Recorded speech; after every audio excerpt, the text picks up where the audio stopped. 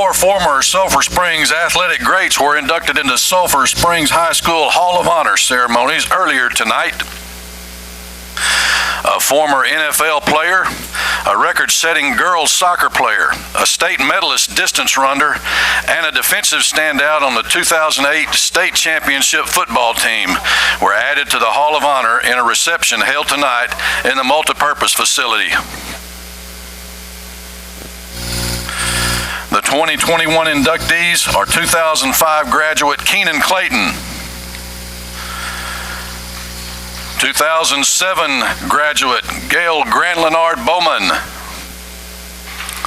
2007 graduate Graham Northcutt, and 2009 graduate Colton Nash. Colton Nash, class of 2009.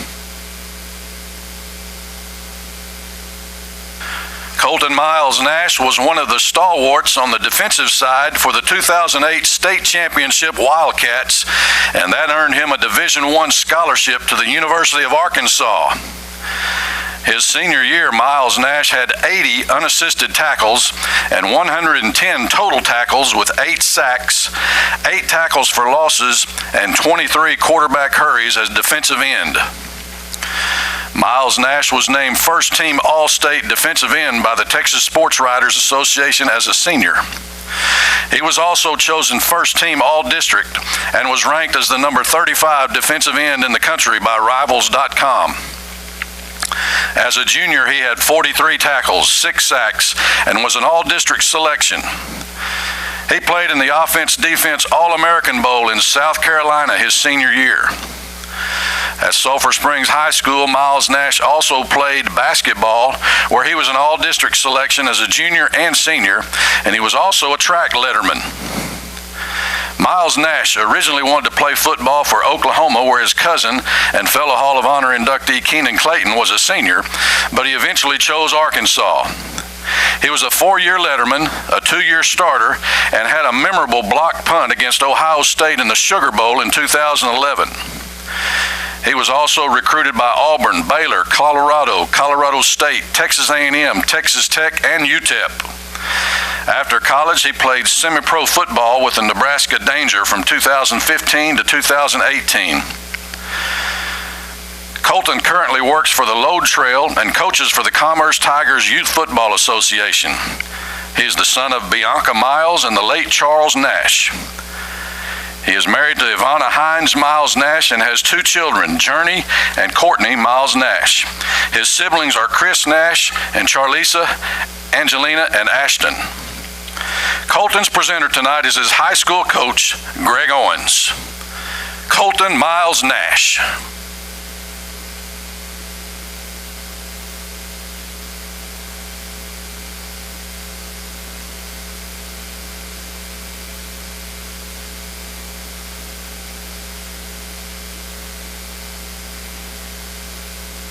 Class of 2005, Keenan Clayton.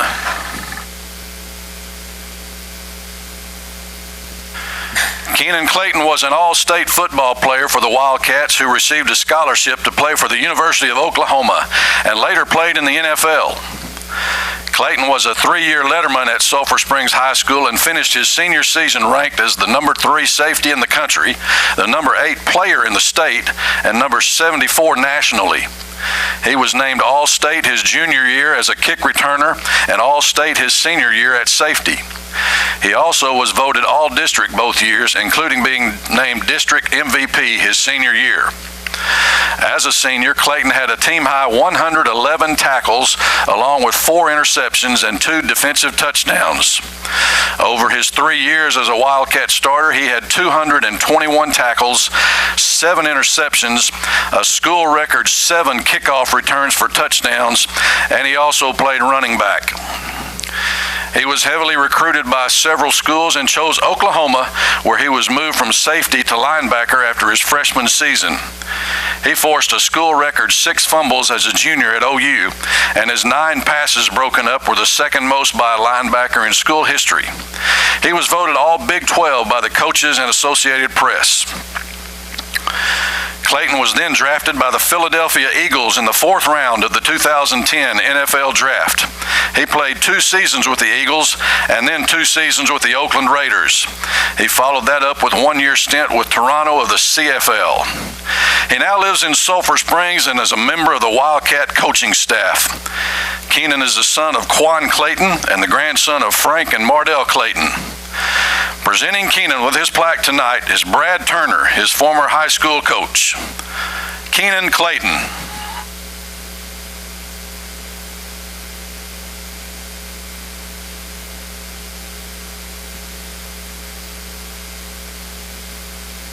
Class of 2007, Gale Leonard Bowman.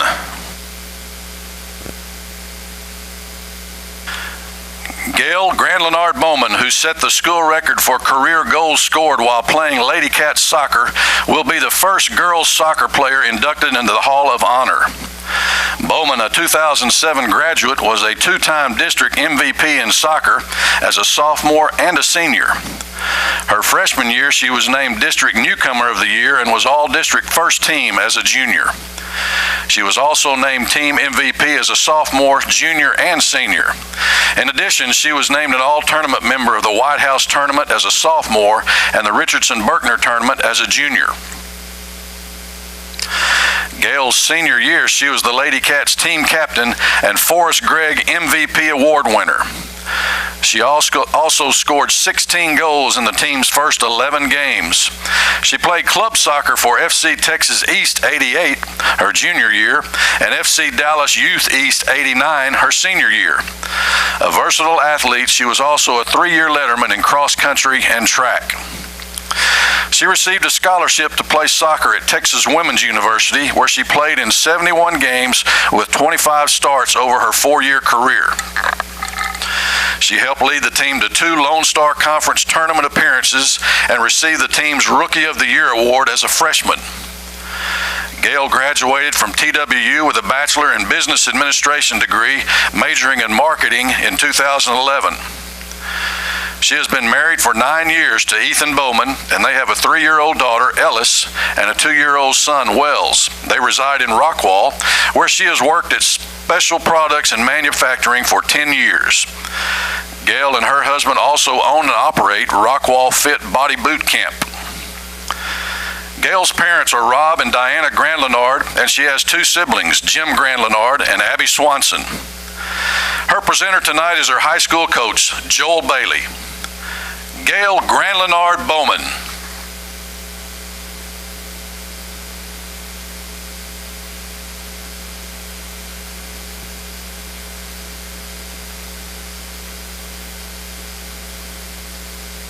(2007) graduate Graham Northcutt.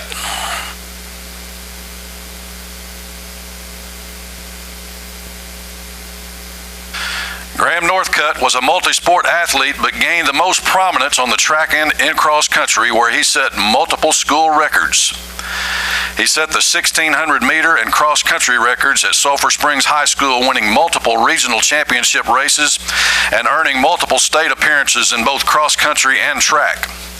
He was also named team captain of the soccer team his senior year and was voted district defensive MVP. At Sulphur Springs High School, Northcutt earned 12 varsity letters in cross country, track, and soccer all 4 years. He was a multiple-time district champion in cross country and in the 800 meter, 1600 meter, and 3200 meter races in track. In track, he was a regional qualifier his sophomore, junior, and senior seasons. He was the regional champion in the 800 meters as a junior when he qualified for state. As a senior, he qualified for state in the 1600 meters and earned a silver medal. In cross country, he was regional qualifier all 4 years and was regional champion his senior year. He qualified for state as a sophomore, junior, and senior and placed 6th his senior season. His awards include being a 3-time Sulphur Springs High School MVP in cross country, a 2-time MVP in track, and the recipient of the Forrest Gregg MVP award as a senior. In addition, Northcutt won the Foot Locker National Cross Country Race for high school juniors held in North Carolina, and as a senior placed fourth in the Congress Avenue Mile, which hosts the top 8 1,600-meter runners from the 4 regions of Texas. He received a scholarship to Texas A&M University, where he competed on the cross country and track teams and was on the varsity travel team for 3 years. He was a member of the 2008 NCAA South Central Cross Country Regional Championship team and set new personal records in the 800-meter, the mile, 8,000-meter, and 10,000-meter races. Graham has also competed in 4 marathons. He graduated from Texas A&M in 2011 with a Bachelor of Science in Human Resource Development and a minor in business, and moved to Denver, Colorado, where he met his future wife, Leanne Rucker. They were married in March of 2017. They currently reside in Austin, where Graham works in human resources for the Texas Department of Motor Vehicles headquarters, and Leanne is a nurse anesthetist with the Austin Anesthesiology Group. They currently don't have children, but they do have nieces and nephews and a 110-pound German Shepherd named Kojaks. Graham is the son of Eddie and Karen Northcutt and has one sibling, Charles Northcutt. Presenting Graham with his plaque tonight is his high school coach, Andy Holt. Graham Northcutt.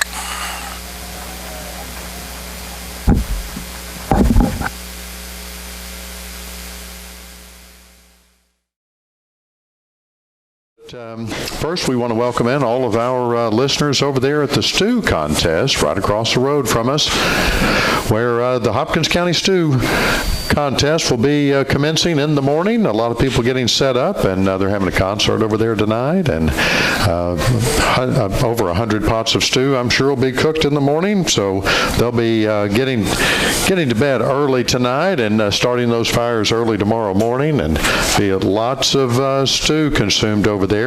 But until we get ready for that, we've got to get another football game off the books for the Sulphur Springs Wildcats, and that's against Greenville tonight, Ross. And it looks like we're going to have a good night for a football game. There's no breeze at all. It's a little warm out there, not fallish like it would be unseasonably warm for this time of the year. But nevertheless, I think the Wildcats are ready, and we're ready for a good football game.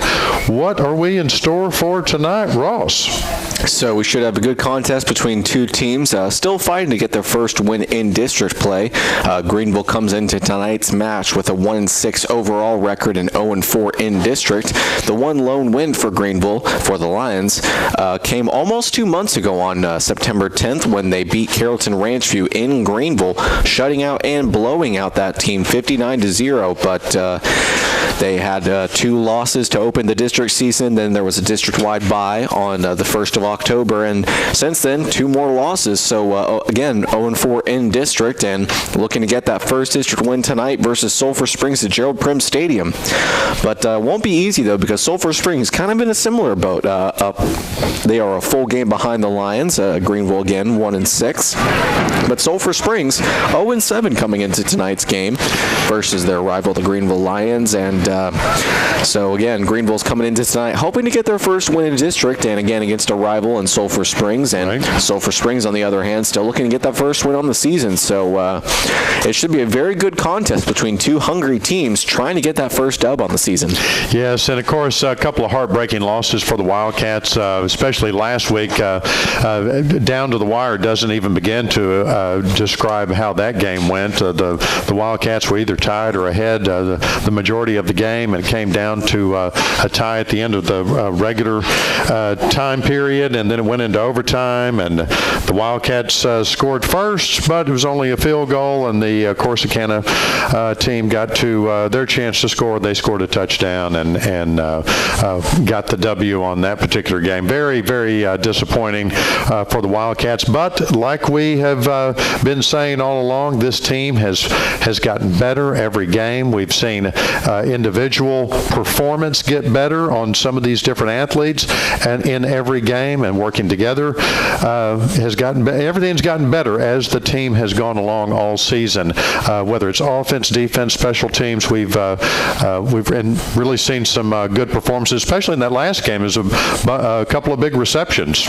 Yeah, you're absolutely right. We had a couple of big receptions. On top of that, the Wildcats had, as far as I could record, it could be more than that certainly, but they had at least 5 explosive plays, and Coach Greg Owens defines an explosive play as 20-plus yards. So 5 of them in the last game, including 2 touchdowns that were deep bombs. I believe one of them was just over 40 yards through the air, and then the other one was an 81-yard reception. So this Wildcat offense, and especially the wide receivers, are starting to make some really good connections from their quarterback. Last week it was Brady Driver, and from the way the Wildcats were warming up, it should be Driver again starting tonight. But the timing is getting better, and luckily they'll be going up against a Lions offense or a Lions defense that returned 7 starters from last year, and they hang their hat on their experience in the front in the trenches. So the Wildcats may need to rely on that quarterback-wide receiver relationships and receptions to kind of propel themselves if they want to win tonight versus the Lions. Yeah, and we saw a couple of other players that were in that played more in the last game that we hadn't seen. We saw a lot of various use of different receivers, and so something I like to see just when they're always changing it up, and that's kind of the way that we like to see it. So it should be a good ball game. Kickoff's in about 9 more minutes. I don't know if you want to run through maybe the rosters for especially Greenville, since we don't know. I think they've got a fair amount of good wide receivers on the Greenville offense. Is that correct, Ross? Yes, that is correct. Last week we had on the scouting report that maybe Chris Waters would be the starter, but he was 3rd on the roster last week, and Coach Owens kind of went in depth about why Waters was starting last week. They had some personal issues that they had to work to, and so a couple of players were out, but quarterback for tonight will be Micah Simpson, their second quarterback on the roster, QB2, and then running backs O.J. Johnson and Hugh Pitts, really good running backs, and really are good for that ground and pound offense that at times the Lions love to sport. But yes, as you were saying, Chad, the wide receivers, Amoria Nelson, number 9, great hands. He's fast. He didn't play last Friday. Wide receiver number 13, DeGaryon Anderson, great route runner. He's explosive. Also did not play Friday. But with that, number 4, Zydaradane Tyson. Again, number 4, he's a senior. He kind of became the go-to guy with both Nelson and Anderson out last week, so looked for him to get a lot of receptions here tonight. Then tight end for the Lions is Justin Fisher. And then offensive line for the Greenville Lions are left tackle Andrew Molina, left guard Luis Venegas, center Emiliano Portillo, right guard James Robles, and right tackle Travis Bowers. And the Greenville Lions are led by a head coach and athletic director, Darren Duke. So an exciting game ahead of us tonight as the Wildcats enter the field, and of course the Blue Blazes and the Sulphur Springs High School cheerleaders lined up. So big crowd here for a pre-stew football game. We've got several hundred people on the Wildcat side of the field, and then about 100 or so Greenville Lion fans on the visitor side. Their band's already taken the stands over there as well, as the Greenville team, the Greenville Lions, are lining up under their big blow-up. Well, that's the state of Texas they're going to run out of there. That's pretty cool. And so they've got their big blow-up tunnel, and they're about to come out on the field. So could be exciting. Here they come, absolutely. And so could be an exciting game. Could be a closely matched game, I think. Yeah, you're absolutely right, Chad. And coming into this game, according to Dave Campbell's Texas High School Football, Sulphur Springs is actually favored to win this game by 2.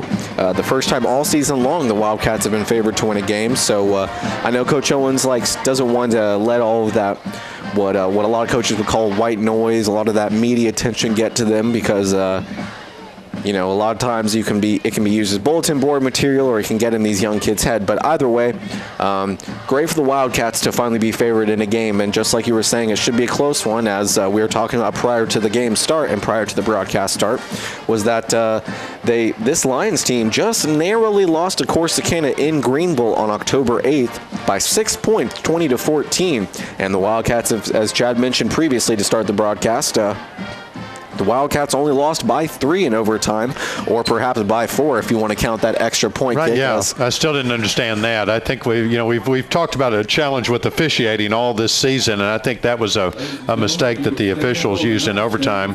They had scored that touchdown. They had won the game.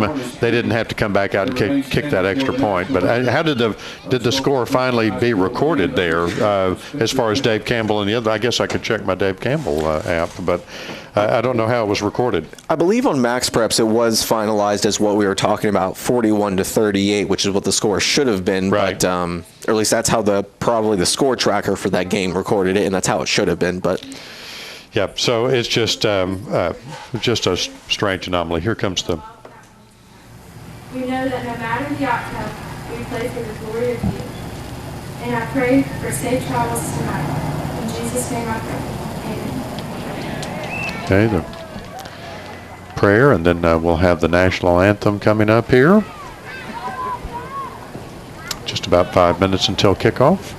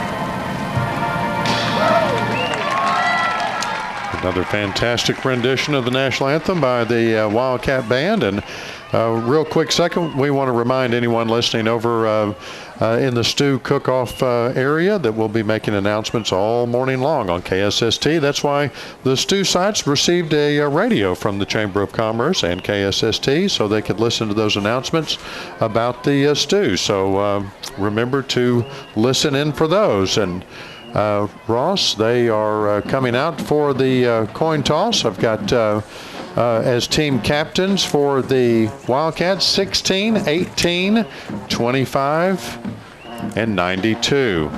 16, 18, 25, and 92. so that is number 16, Weston Fields, the very hotly contested, targeted wide receiver for the Wildcats, Absolutely. and rightfully so. Yep. Number 18, the a captain on the other side of the ball, Cordarian Bull Turner. It was a great game last week as well.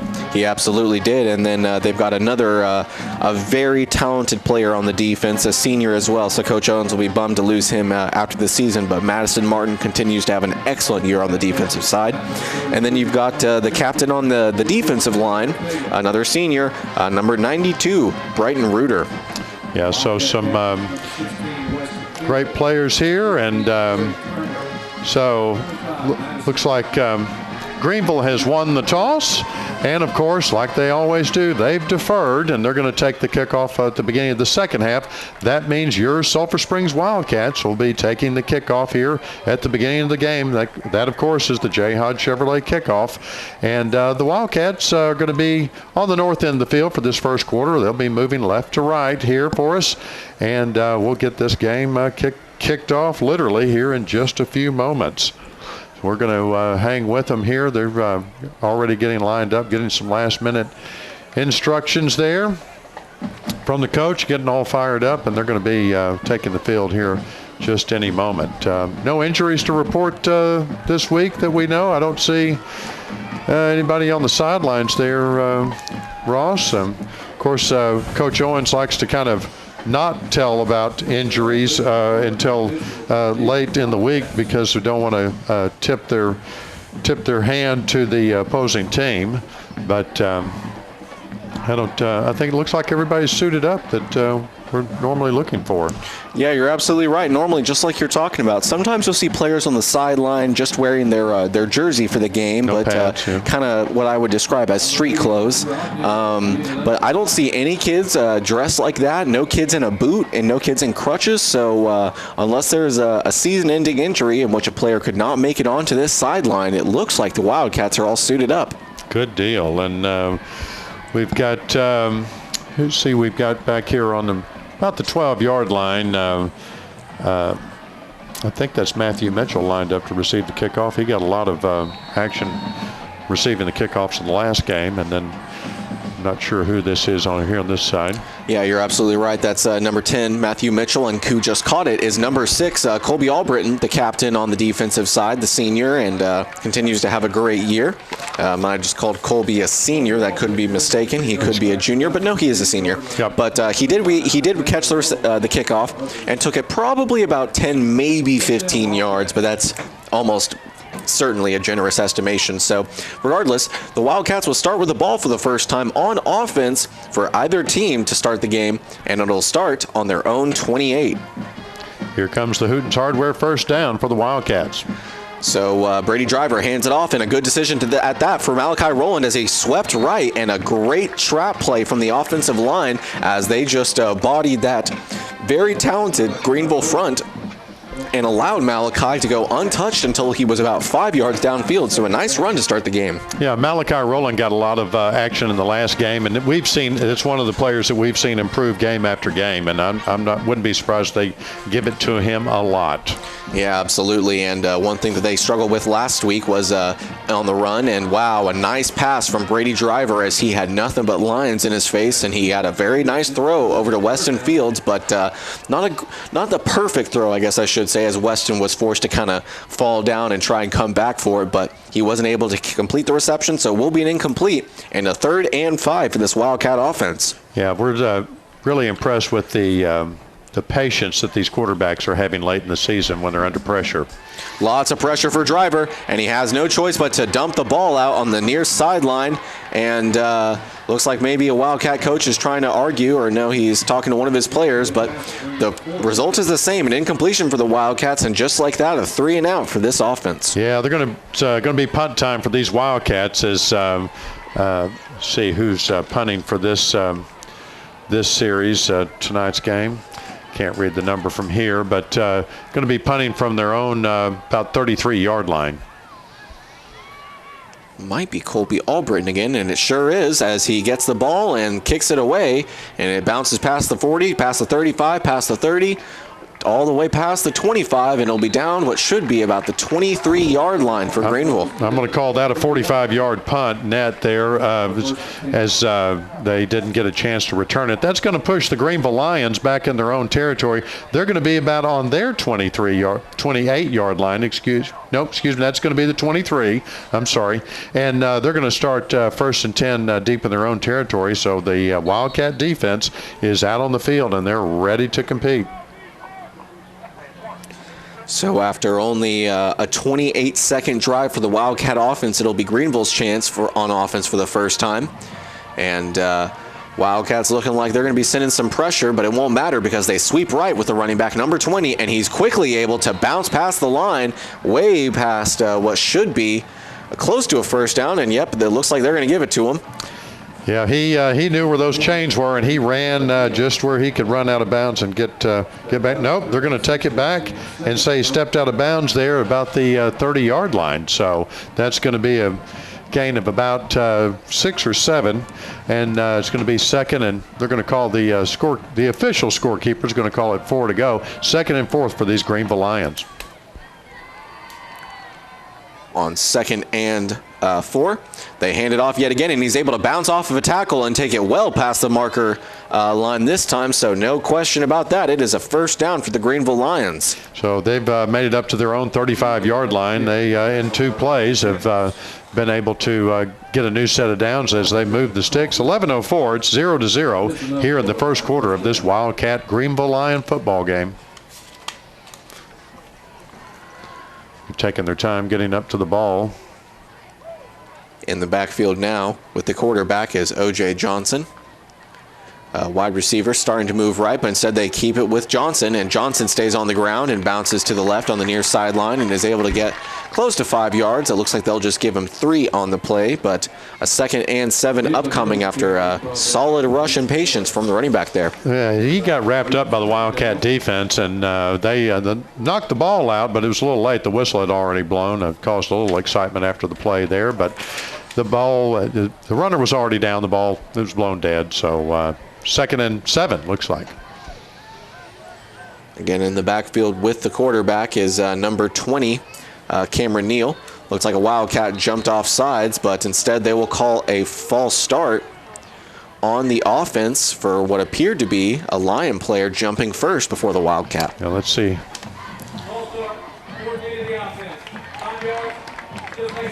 So that's going to take it back, give up all the yardage that they had gotten on that first play, and that's going to make it probably 2nd and 12, I guess. Yes, it looks like that, and one thing Coach Owen stressed not only this week but last week as well, and probably a week before that, was this Wildcat D has struggled to get off the field at times, and if they can force some kind of a play which can keep about the same yardage to go, the Wildcats could get off the field on a 3rd and long, but the quarterback keeps it. He's sweeping right, and he kind of trips a little bit, but he's able to get well past the line of scrimmage and almost to the first down marker on 2nd and 12, and they're going to move the chains, so a first down it is for the Lions. Yes, the line judge over there called it first down as he went up to the ball. They've already moved the sticks, and they've got a new set of downs. They're going to be on their own 45-yard line.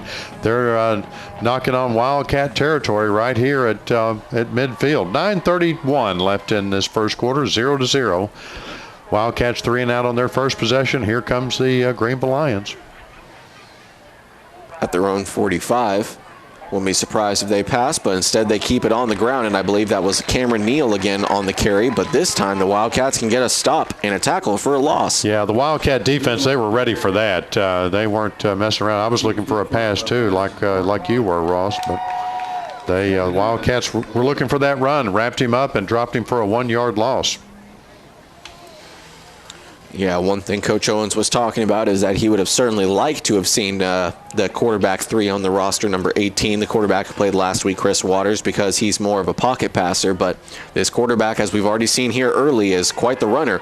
But on a jet sweep left, the Wildcats blow it up. They were all over that play, as it won't be recorded for a tackle for a loss, but just pretty close as he's able to get just about inches on the play. Yes, 2 Wildcats in on that tackle, and that was Colby Albritton and then number 7 as well, Ross. Yeah, it was a great play on that one, number 7. I believe that's, yes, Riley Hammonds. And great play and basically keeping it right about where it is. A 3rd and 11 for this Lions offense. Let's see if the Wildcats D can get off the field. Quarterback is sweeping right. He's probably going to, wow, and a dynamite pass there as he was able to connect with his wide receiver. That's number 4 on the play. Darren Tyson, and as Coach Owens talked about and as I talked about earlier, I mean, that's a dynamite wide receiver, and certainly we can see why he became the go-to guy. Yeah, he knew exactly where those sticks were, and he got right past it and caught that pass and laid down, and that gives them a new set of downs. They're in Wildcat territory now on the Wildcat 44-yard line.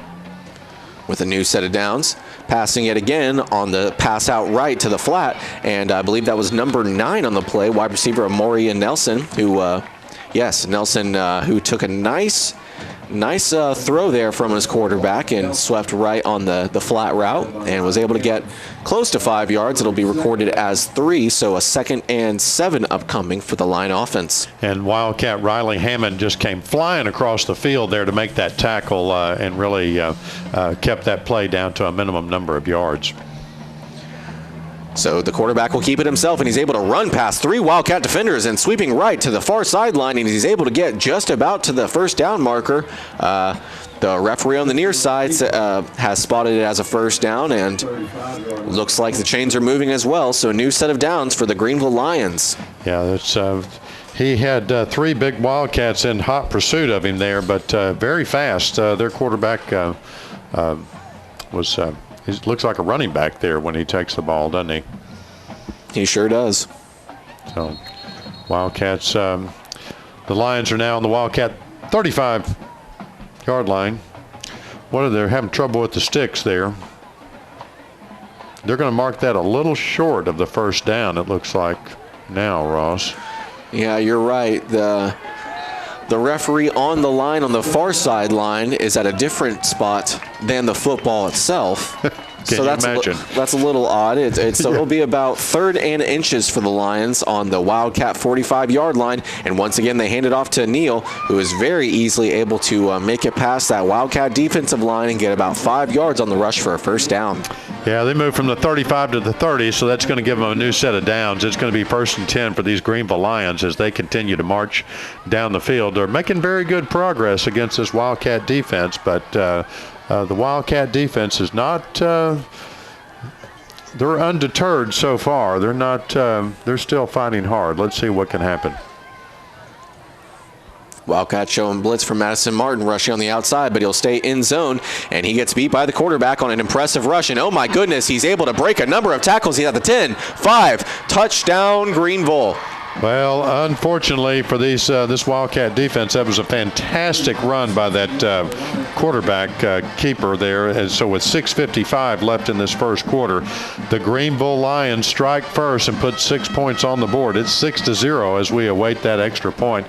That was really an impressive run. He didn't have a lot of blocking, but he had the moves to get around those Wildcat defenders, and he got around 4 or 5 of them to get into the end zone. That was pretty impressive run.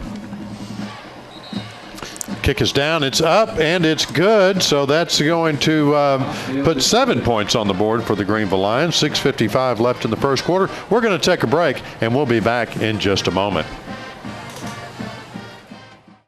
And we're back at Gerald Prim Stadium, where the Wildcats in their first possession went 3 and out, and the Greenville Lions took it kind of marched down the field against the Wildcat defense, put 7 points on the board. So Ross, with 6:55 left in this first quarter, a lot of time off the clock already, actually, for what we've seen. But the Greenville Lions are up 7-0 as the Wildcats are back to receive this J. Hodge Chevrolet kickoff.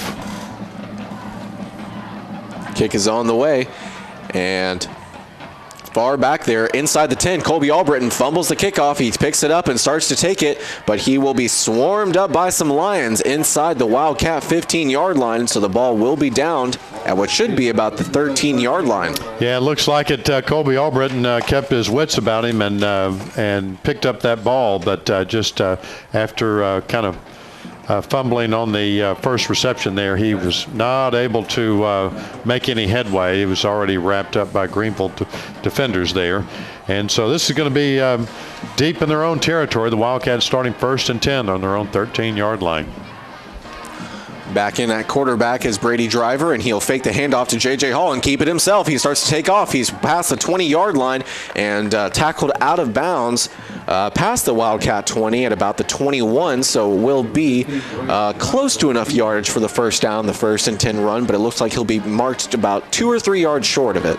Yeah, he must have stepped out of bounds there, and kind of a little extended tackling there by the Greenville Lions. He was already out of bounds and then pushed over the down marker. 2nd and 3 here for the Wildcats, and it looks like they've got a screen set up, and the pass either from Driver or the very low reception in which C.J. Williams had to practically touch his toes to catch the ball.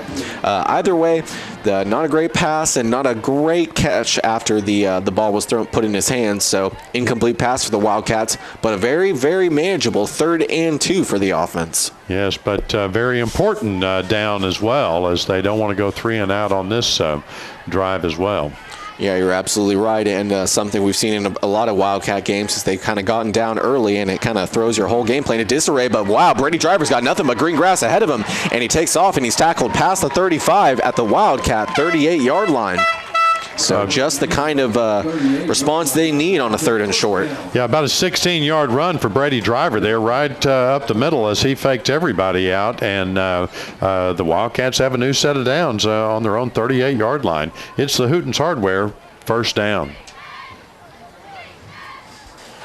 So after getting the play call from the near sideline from offensive coordinator Matt Young and the rest of the offensive staff, Brady Driver set for the new set of downs. He hands it off to J.J. Hall, who's able to break a tackle and tries to kind of follow that push from his offensive line, but then is quickly met and tackled by some line defenders on the defensive line. Just a 1-yard gain on the play.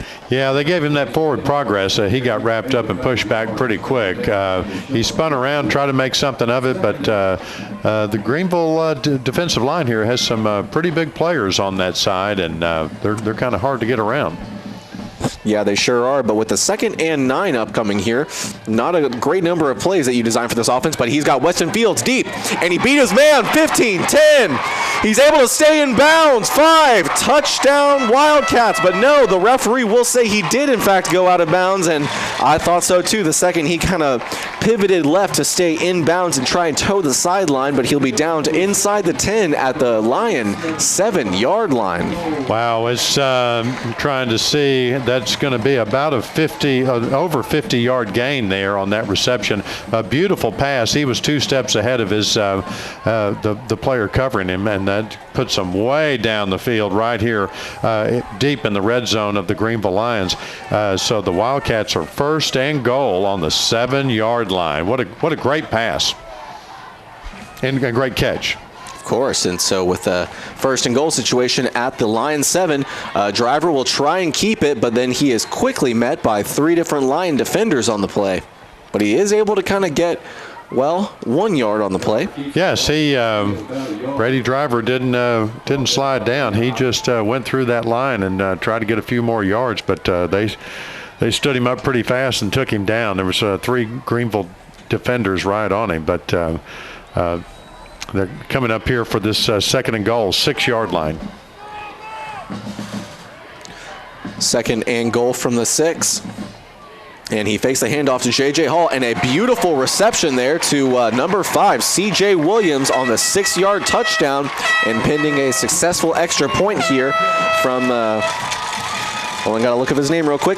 Not Uriel Santa Cruz. No, that was our kicker at the beginning of and Northeast Texas Farmers Co-op says, way to go Wildcats, as the Wildcats put 6 points on the board, and we've got number 20 lined up here to kick the extra point for the Wildcats. So the name I was looking for was the previous kicker the last few games, Osvaldo Ariano, but we have Uriel Santa Cruz back.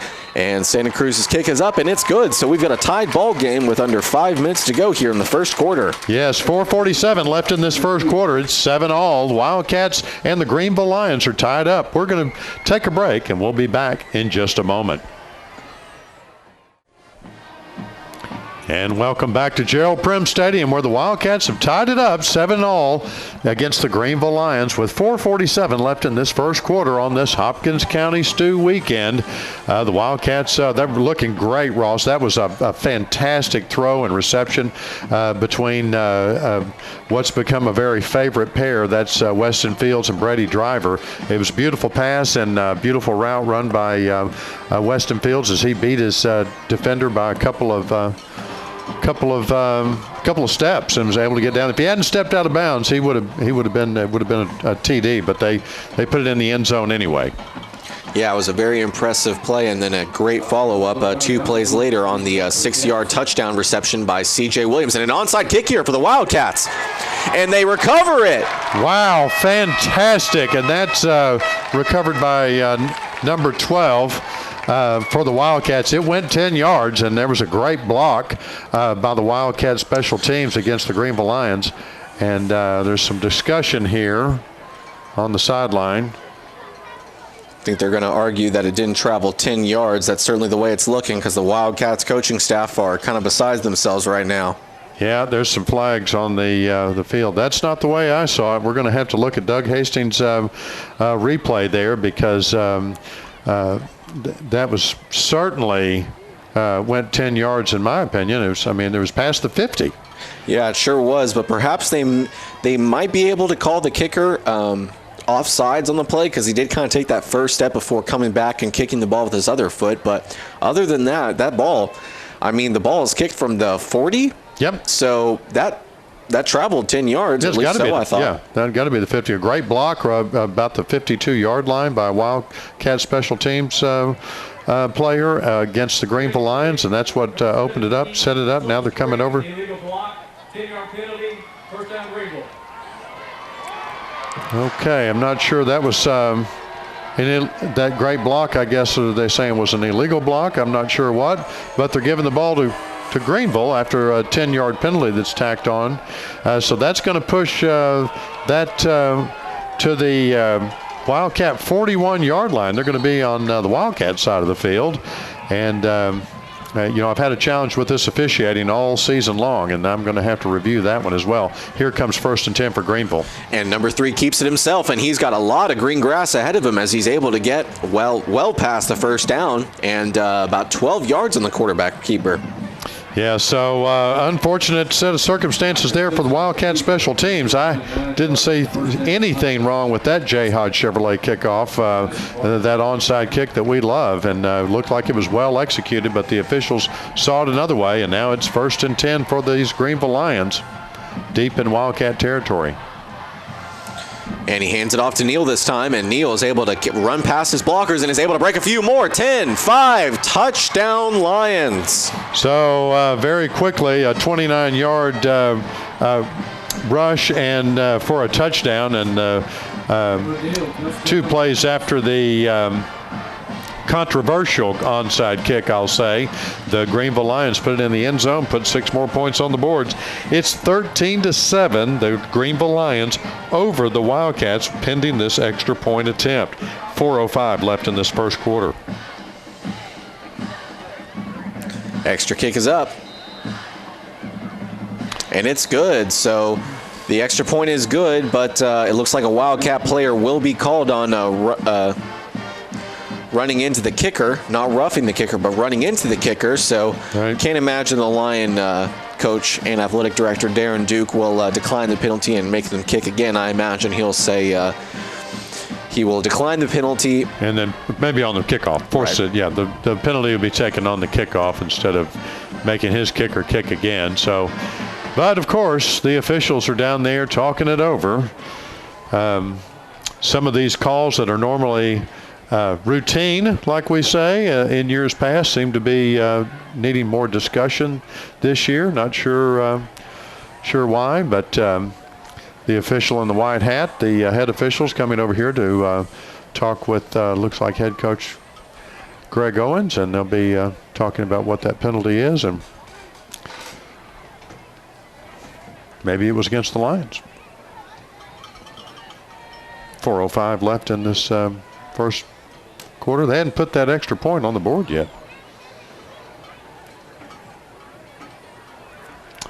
And no announcement from the official yet. But maybe he's trying to find his mic right here. Illegal block ball away, 37, Greenville, 15 yards. We'll replay the PAT. Okay, so Greg Owens is going to accept that penalty against Greenville for an illegal block. And also an unsportsmanlike conduct. Yes, and that one will be enforced on the kickoff, but Greg Owens elects to accept this penalty against the Greenville Lions and push them back 15 yards for the extra, or is that 10 or 15 yards? Anyway, they're going to be kicking it from, they're going to snapping it from the 18-yard line, and the kicker is going to be pushed back to about the Wildcat 21-yard line to make this extra point attempt a little longer for him. Extra kick is up, and it's blocked by the Wildcats. Can they return it? No, a Wildcat did get his hands on it, but he is quickly swarmed up by some Lions, so extra point no good. The score stays 13-7 in favor of Greenville. Yeah, so now with still 4:05 left in this first quarter, the Greenville Lions are up 13-7. We're going to take a quick break, and we'll be back with the kickoff in just a moment.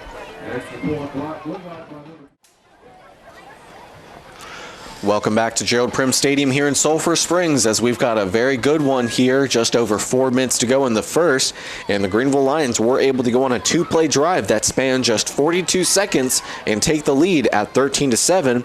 But a couple of penalties against the Lions on the extra point kick that was originally good pushed them back, and the Wildcats were able to block the extra point, so that's why we've got a 13-7 score in favor of Greenville.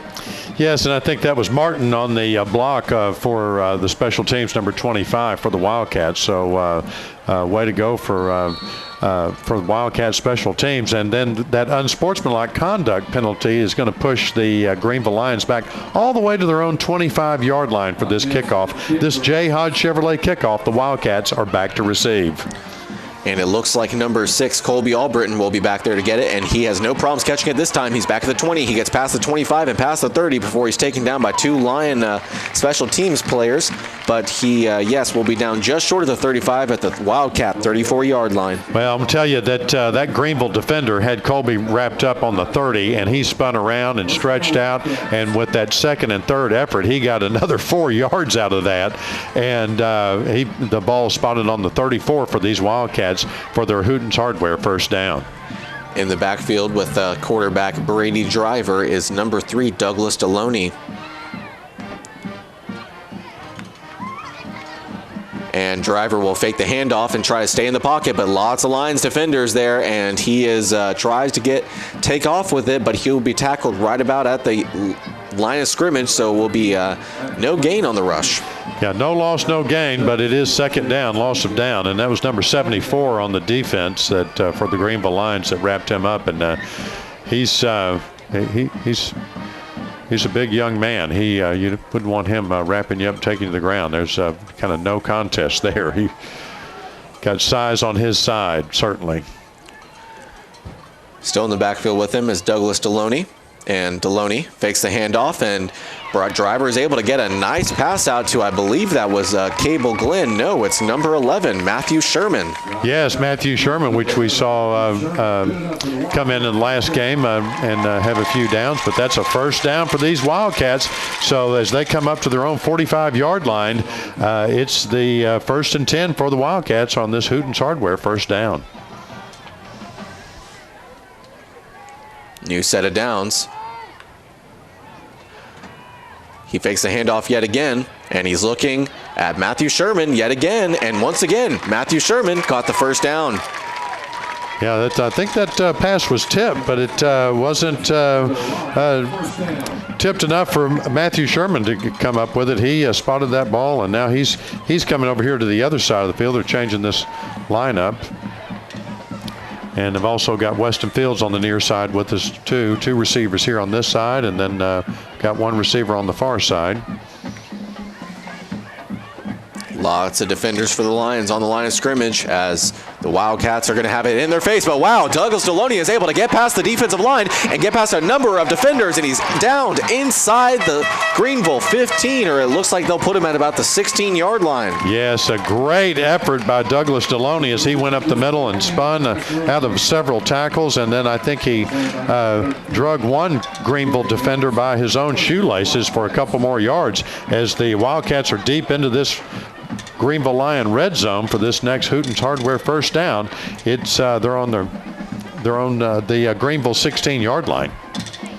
So inside the red zone, he hands it off to Douglas Deloney again, trying going back to that ground and pound game. And a wise decision to do so as he's able to get about close to 5 yards on the rush. Yeah, great run. Douglas Deloney's really playing his heart out down there on these few plays. He's just keep giving that second and third effort to get a little further down the field. So they'll give him just 3 yards on the rush, but still in the backfield with quarterback Brady Driver is Douglas Deloney. And this time they fakes a handoff. Driver keeps it himself. He's past the 10. He's inside the 5. He's gone in the end zone for a Wildcat touchdown. A great job by Brady Driver on the quarterback keeper, as Northeast Texas Farmers Co-op says, way to go Wildcats for putting it in the end zone. It's tied up right now, 13-all with 1:20 in this first quarter. But oh wait, we had the chance to kick a field goal and go ahead because of that blocked PAT on the last drive by the Greenville Lions. So this could this could be the difference in the whole game. It certainly could be the difference right now. Extra kick is up, and it's good. So the Wildcats football team have taken the lead for the first time tonight at 14-13. 1:20 left in this first quarter. We're gonna take a short break, and we'll be back in just a moment with the J. Hodge Chevrolet kickoff. Welcome back to Gerald Prim Stadium here in Sulphur Springs, as the Wildcats football team were able to have themselves a pretty nice drive that spanned, well, close to 3 minutes, and they were able to go all the way from their 34-yard line all the way to the end zone thanks to a 13-yard rush from quarterback Brady Driver. Yes, a great drive there for the Wildcats, and the difference in this game comes down to a special teams player, and that's number 25, Martin, who blocked that extra point attempt by the Greenville Lions. And so that really has made the difference in this game so far. Are we looking for an onside kick yet again? Could be, but might want to potentially delve into that bag of tricks later. And not a bad kick there, but did bounce off the ground and then go out of bounds. So will be spotted still with really good starting field position for the Lions at about the Lion 46, maybe 47-yard line. Yes, it's interesting. We watch these line judges on the near side and the far side, and they're both trying to step up and match each other. But anyway, they, of course, spotted now into Wildcat territory on the Wildcat 49-yard line. Almost call that the 51, Ross, the 51-yard line. So the Wildcat 49-yard line for this Greenville Lion offense, 1st and 10.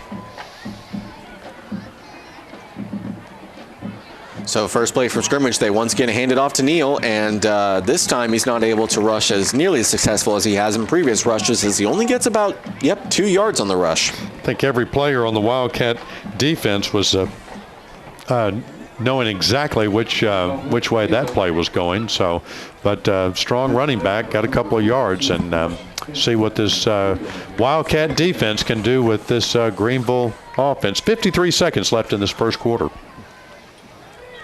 So once again, they hand it off to Neal, and Neal is able to break a tackle in the backfield and one more at the line of scrimmage and power his way past the first down marker. He only needed about 8 yards, but he got 9 on the play, so a new set of downs coming up for the Lions. Yeah, now they're going to be on the Wildcat 38-yard line. They pushed, there is a flag on the play, so we're going to see what that little bit of laundry reveals here. And the line's starting to move backwards, so they believe it'll be against them. We'll see what the call on the field is. And the official with the ball is headed that way and has his foot ready to step it off. Number 99, Nick Cantillo, knows which way it's going. Well, it's a 15-yard penalty, so that's going to negate that first down that they achieved and push them all the way back to the...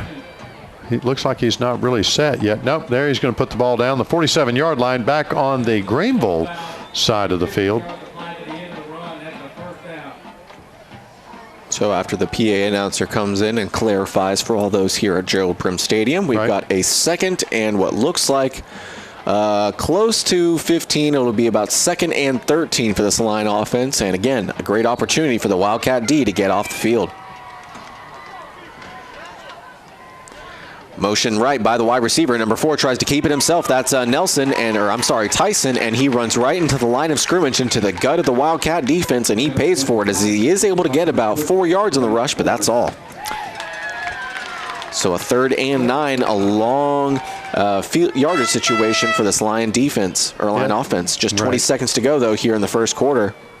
And actually, they changed that last play. They had changed that back to first down for some reason, moved the sticks back. And so, again, strange officiating here that didn't quite explain that, but it's going to be 2nd and 8. Wow, that quarterback's looking deep, and he's got a man. And wow, amazing coverage there by that defender there. Yes, the Wildcat, that was a good 40-yard bomb down there, and great coverage. The ball kind of hung in the air for a little too long, and the Wildcat defender could get around there. That could be Colby Albritton. I'm waiting for him to turn around. No, that's number 4. Oh, that's Colt Silman. Colt Silman, great defensive play by Colt Silman as he broke that up. That's going to be the end of the first quarter. The Wildcats are up over the Greenville Lions, 14-13. We're going to take a break and hear from a couple of our sponsors, and we'll be back in just a moment. And we're back at Gerald Prim Stadium for the start of the second quarter. The Wildcats are up 14-13. It's 3rd and 8 for these Greenville Lions, and they're up to the line at their own 49-yard line. Quarterback's looking pass all the way, and he's taken off with it, and he's able to get past the defender and is quickly bulldozed by a number of Wildcat defenders, but not before he's able to make it to the Sulphur Springs side of the field at what should be the Wildcat 40-yard line. Yes, and that's going to give them a new set of downs. That quarterback is certainly hard to protect against on the run. He just seems to take that and run like a running back. New set of downs here for Greenville. 1st and 10 from the Sulphur Springs 44-yard line. And the quarterback will keep it himself, and we see why. Plenty of times here as he starts to take it off right and is able to get all the way to the Sulphur Springs side of the field before being taken down by some Wildcat defenders. But we do have another flag on the play. We'll see what the call is here coming up. That was Cordarian Turner, very instrumental on the tackle and getting him out of bounds. But that penalty is going to be against the Greenville Lions, and so that's going to back them up. So far it's 10 yards. Looks like it was a holding call against the Greenville Lions. That's going to back them up, put them almost back to midfield. They're going to be on the Wildcat side of the 50. They're going to be on the 49-yard line. It's going to be still first down, but about 20 to go.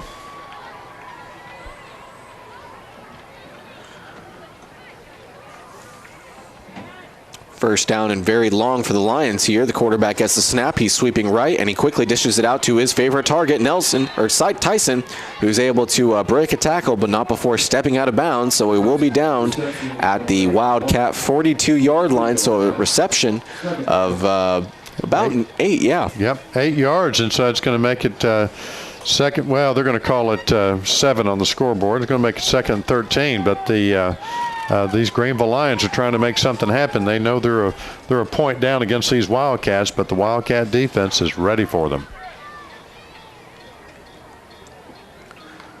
2nd and 13 here, and the quarterback keeps it. He gets past another Wildcat defender before being taken down by some Wildcat linebackers on the play, and he's able to get more than 5 yards on the play, so it will be about a 3rd and 6 coming up here for the Lion offense.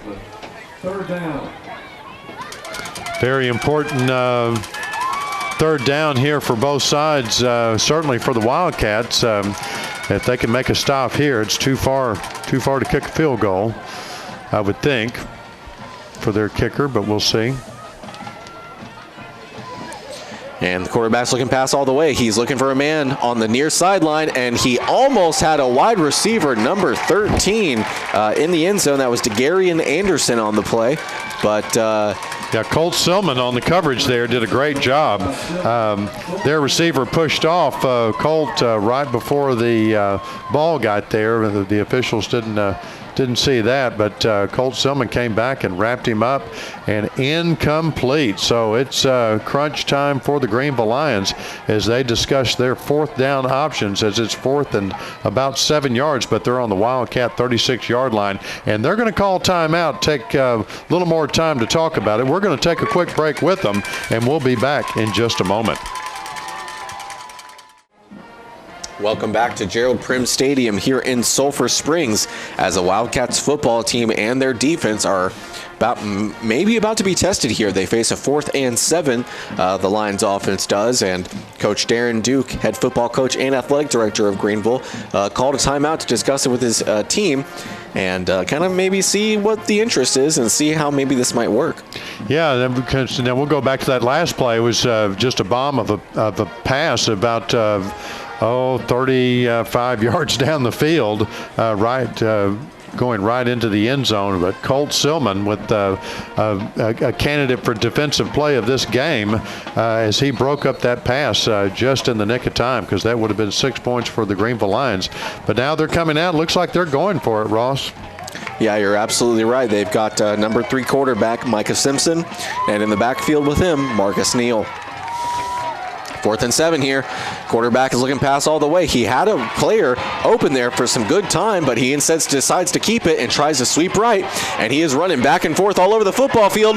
And the Wildcats are able to take him down on the Sulphur Springs side of the field at the Wildcat 46-yard line. Awesome defensive stop by the Wildcats as he lost a ton of yardage scrambling around back and forth. He was not, he was moving more north, but unfortunately that's the wrong way for the Greenville Lions as they're moving left to right on our field tonight. And that pushes and with the turnover on downs, that pushes it all the way back into Greenville Lion territory for these Wildcats. They're going to be starting on the Greenville 46-yard line. So great stop by this Wildcat defense as they come up for this 1st and 10. So lots of men on the line of scrimmage for Greenville. They've got about 2 defensive backs back as they expect to run, and C.J. Williams, he takes it back and he's looking for Weston Fields deep, but way too deep of a pass there by C.J. Williams. Coach Owen starting to dig into the bag of tricks on that one. Yes, I like that play. It faked a handoff one way and handed it off the other way, and then C.J. Williams launches it down the field looking for Weston Fields and just came up short. Would have been a great play, but the defender on the Wildcat receiver never gave up, and it was just too close of coverage there. Ball went out of bounds. 2nd and 10 here.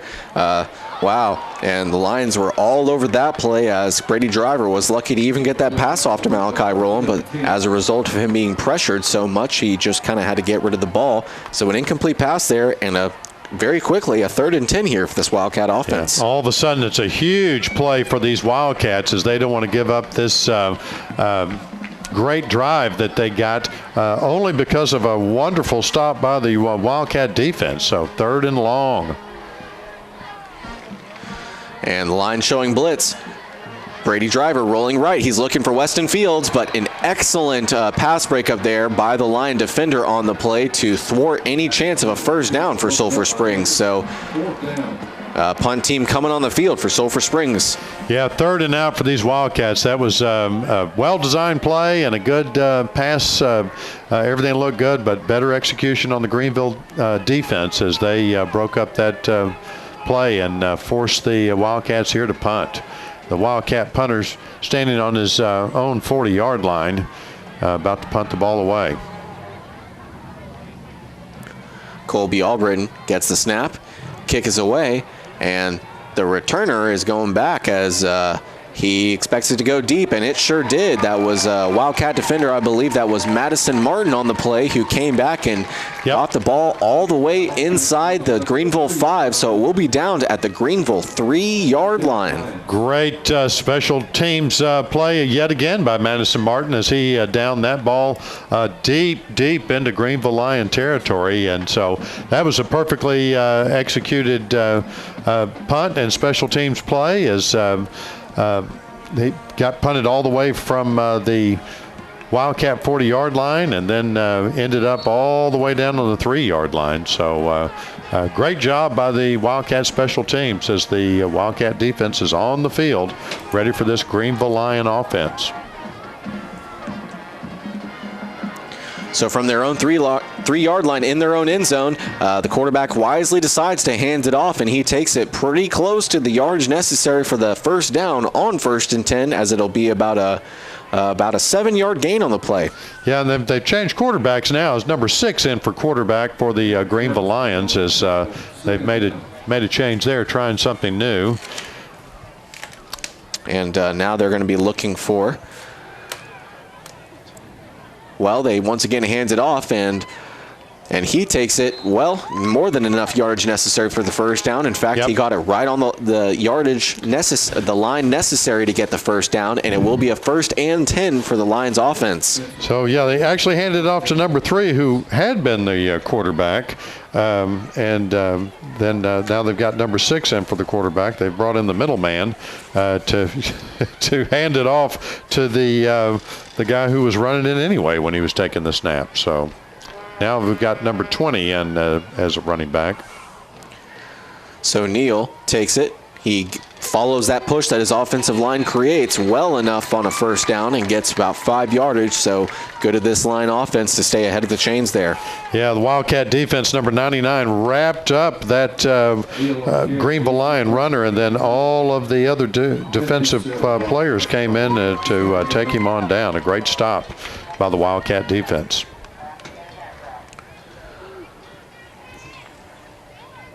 So with the 2nd and 6 here, once again, they hand it off as they're keeping it on the ground on this drive. I believe that's the 4th play of this drive, and all 4 have been on the ground. Yep. Get a couple of yards out of that. It's going to make it 3rd and about 2 yards for these Greenville Lions. It's crunch time for this Wildcat defense as they can put a stop to this nonsense of Greenville having the ball on this drive right now. The Wildcats are up 14-13 over the Greenville Lions, 7:50 and counting in the first half of the ball game here at Gerald Prim Stadium. 3rd and 3 here. Big chance for the Wildcat D to get off the field, but number 4, Tyson, takes it himself on the sweep, and he gets more than enough yardage necessary for the first down as he gets about 5 on the play. Yeah, kind of a different play there for the Greenville Lions as came around from the opposite side and right up the other side, and enough for the first down. So the Greenville Lions are going to have a new set of downs. Going to be on their own 26-yard line. They've made quite a bit of progress from the 3-yard line, but still this Wildcat defense has got a chance to stop them in their own territory here if they can make something happen.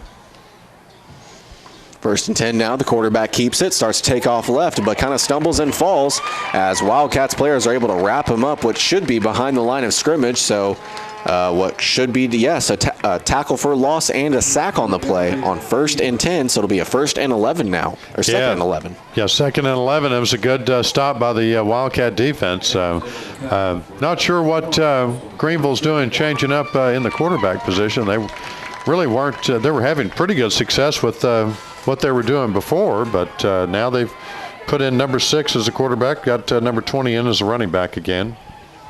And now number 6 will be passing. That's Gale. He starts sweeping right. He tells his wide receiver to go deep, but just wasn't able to get the timing that he wanted to as a number of Wildcat defenders were coming in on him. And an incomplete pass there for Greenville, and a 3rd and 11 for this Lion offense.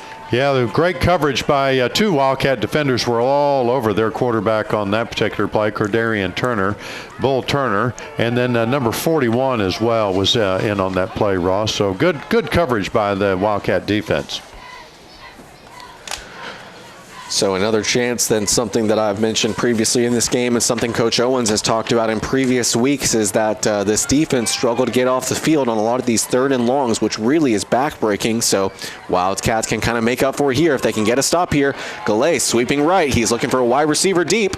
And wow, a beautiful pass breakup there by number 18, Cordarian Bull Turner. Yeah, fantastic coverage. He came up and over the receiver for the Greenville Lions and just swatted that ball right out of the air. So, of course, it's punt time for those Greenville Lions as the special teams comes on the field for both sides, and it's 4th and 11 for these Greenville Lions on their own 25-yard line. They're going to have to punt it, and that's going to put I guess that's Colt Silman back to receive the punt. He's standing on his own 40-yard line. This is could be great field position for these Wildcats as they turn the ball over. And a flag is thrown on the play as soon as the snap gets off. Wildcat defender or Wildcat receiver on the special team kick. That's number 4, Colt Silman, wisely decides to stay back from it as it took an awkward bounce back towards the kicking team. So no Wildcat defenders came in, or Wildcat receivers came in contact with it as it started to approach there. But again, there is a flag on the play, so We'll have some referee discussion as we've come to know and love this season.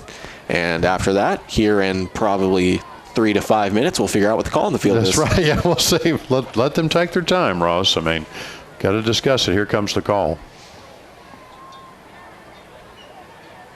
Oh, it's going to be offsides against the Wildcats, but it's declined. Well, it was fourth and 11, and I guess they didn't want to kick it again, so they declined that. And Wildcats will take over 1st and 10.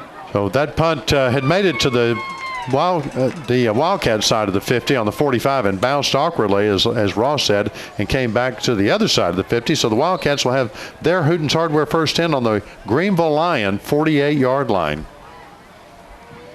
So with a new set of drives, Brady Driver takes off with it on the quarterback keeper, and he is quickly able to get past the line, the 1st down marker, and get even more than that, at least 5 yards. But there is a flag thrown as Driver is brought down to the ground. It might be a penalty called against the defense as a result. Yeah, it's going to be maybe. Nope. It's called against the Wildcats. Looking like. Maybe it's an illegal block, or could have been a face mask.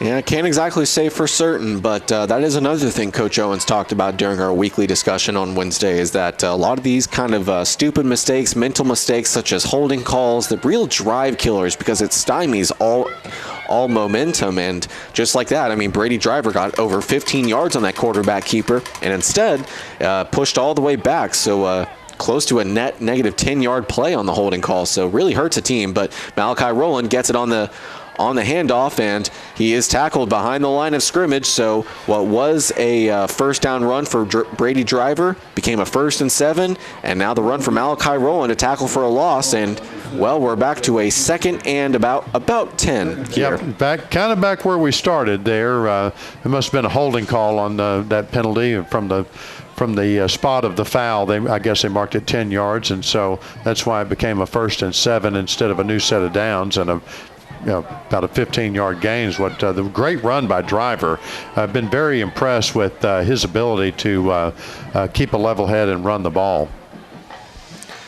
Driver fakes the handoff to Malachi Rowland, and he takes off to the right on the far sideline and gets well past the 1st down marker yet again on the quarterback keeper on the zone read, and he's able to get 11 yards on the 2nd and 10 for a 1st down. No flags on that play, as the Wildcats will move the sticks and have a new Hooten's Hardware 1st down from the Greenville Lion 37-yard line. They're marching down the field. He started out with great field position on this particular drive after that punt. The Wildcats defense holding the Greenville Lions deep. Here comes 1st and 10 for the Wildcats. In the backfield with Driver is Malachi Rowland. He gets the fake handoff, and Driver's looking deep for Weston Fields, and maybe had a Driver gotten that pass off just a second earlier. Weston Fields would have caught that for a deep touchdown, but instead lots of Lions defenders in his face, as we've seen some tonight, and Driver just had to get rid of the ball. Yeah, Weston Fields had his defender beaten by a couple of steps on that play, running a great route, something we've seen them connect many times before. We've got another unsportsmanlike conduct penalty, though, against these Greenville Lions, and so this is – no, sorry. They were not calling that. Well, these officials are killing me, Ross. So 4:56 left in this half. The Wildcats are up 14-13. 2nd down and 10. And so we're going to take a timeout and talk about this. The Wildcats are going to try to make something happen, and they're going to talk about it for just a second. We're going to take a break with them, and we're going to be back in just a moment. And we're back at Gerald Prem Stadium with 4:56 left in this first half. The Wildcats are up 14-13 over the Greenville Lions. Of course, that came from a blocked kick. The difference in the score came from a blocked kick by special teams of the Wildcats, and so that's the difference of the game right now. The Wildcats have the balls. 2nd and 10. They're moving down the field. They're on the Greenville Lion 37-yard line, and see if they can get something moving and get some more points on the board and run the clock down a little bit before this half expires. 2nd and 10 here for Sulphur Springs, and they hand it off to Malachi Rowland, who bounces back the opposite side of the field and is able to get past a couple of line defenders. What a great second chance there made by the running back, Rowland. Yes, great. And then we've got these line judges again. They're 2 or 3 yards apart, and they mark the ball. They mark him about a yard short from where I saw that he got. I've got to get that black and white uniform when I work up here, Ross. It's killing me. 3rd and long, 3rd and medium. 3rd and 6 here for Sulphur Springs. He fakes the handoff to Rowland, and he gets it out to Luke Caton, and Luke Caton is able to get past a Greenville line defender. It's almost like he just walked right past him, but he is tackled down close to the Greenville red zone at the 21-yard line. Yes, Luke Caton did a great job of dodging that Greenville line defender and picking up that first down. So now it's a Hooten's Hardware first down for these Wildcats. They're knocking on the red zone of the Greenville Lions as they're going to be on the 21-yard line. And get ready for this set of downs. They're taking their time and keeping the clock running. It's under 4 minutes now. Wise decision for Coach Greg Owens and his program, as they don't want to give Greenville any chance to score the ball. And number 8, Malachi Rowland, I believe, on the play, was able to follow his blockers in the interior of the offensive line and able to get about 2, maybe 3 yards on the rush. So a 1st and 10 becomes a 2nd and I believe a 7 on the play. We're going to call it that. Nobody's going to know the difference. Ross, the officials certainly won't. Yeah, well, they're going to call it a 2nd and 7 too. Now they're listening. Now they're listening to you. Take notes, refs. 2nd and 7 here for Sulphur Springs. Driver looking at Cable Glenn in the pass, a little too high for his wide receiver, and Cable Glenn, a very solid target for this quarterback last week and the week before. Yeah, he was just right off of his fingertips. Really pretty tight coverage there by the Greenville Lions, and so that's going to make it 3rd and 7? Mm-hmm. 3rd and 7. 3rd and 7. So a big play for both teams here on both sides of the ball. Sulphur Springs looking to build on their lead here, but Brady Driver's got pressure in his face. He dishes it out to C.J. Williams on the screen, and he's got it for the first down and more. Inside the 5, C.J. Williams touchdown, 18 yards. Fantastic run by C.J. Williams. A lot of pressure on Brady Driver. He took his time and he threw it right over the middle, right into a sea of defenders. And the Wildcats came up with it and came up with a touchdown, as Northeast Texas Farmers Co-op says, way to go Wildcats for putting 6 more points on the board. It's 20-13, and here comes the extra point by the Wildcats. Is that Mr. Santa Cruz down there? It sure is, and Santa Cruz will see if he can't make this an 8-point lead for Sulphur Springs. And an 8-point lead it is, which also makes it the largest lead of the season for the Sulphur Springs Wildcats. With 3:12 left in this half, the Wildcat defense is going to have to dial it up and keep the Greenville Lions out of the end zone before halftime. We're going to take a quick break, and we'll be back in just a moment with the J. Hodge Chevrolet kickoff. And we're back at Gerald Prim Stadium, where your Sulphur Springs Wildcats are up 21-13 over those Greenville Lions with 3:12 left in the half. And it that last drive culminated with a great pass by Brady Driver, as he was really under heavy pressure, Ross, and but he connected, and they put 6 more points on the scoreboard. And then Uriel Santa Cruz was successful with his extra point as the Wildcats come out to kick the J. Hodge Chevrolet kickoff. The Greenville Lions are back to receive, and they're going to be pretty serious to try to get some points on the board. I'm guessing this kick is going to go pretty deep, but it's not going to be an onside kick this time. Is that what you're thinking, Ross?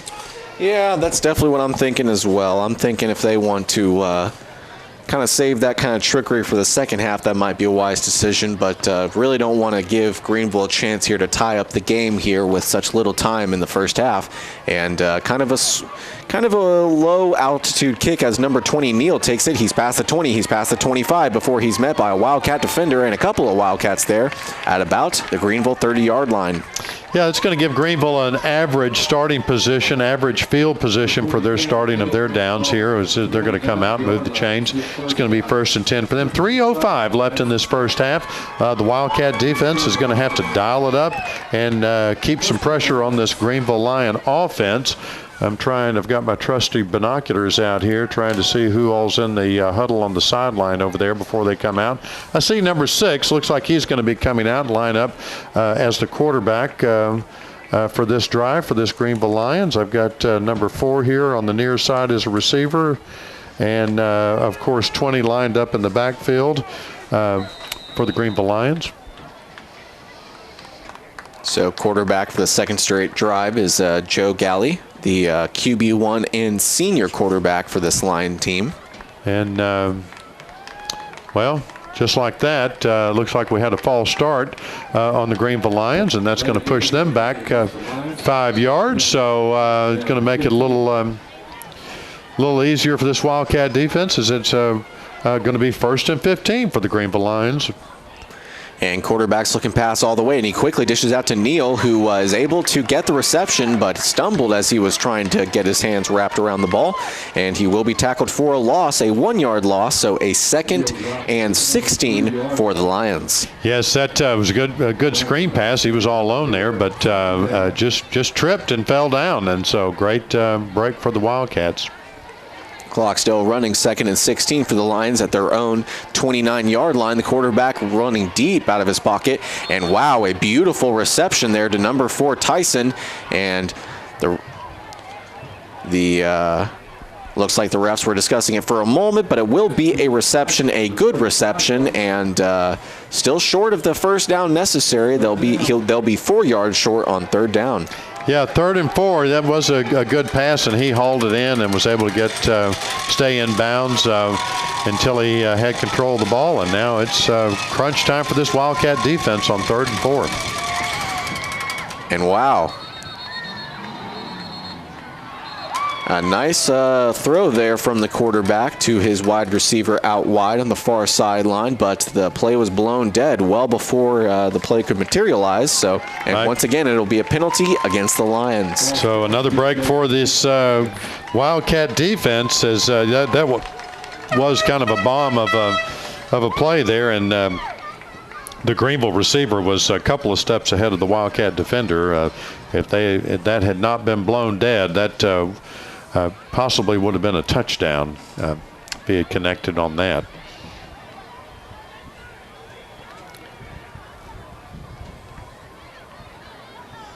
The officials stepping off 5 yards, so that's going to put them right back about where all of this started. It's going to be about 3rd and 9, actually. So quarterback looking pass all the way. He starts to roll out left, and there is another flag on the play. That should be holding, is what I saw against one of the Greenville Lions.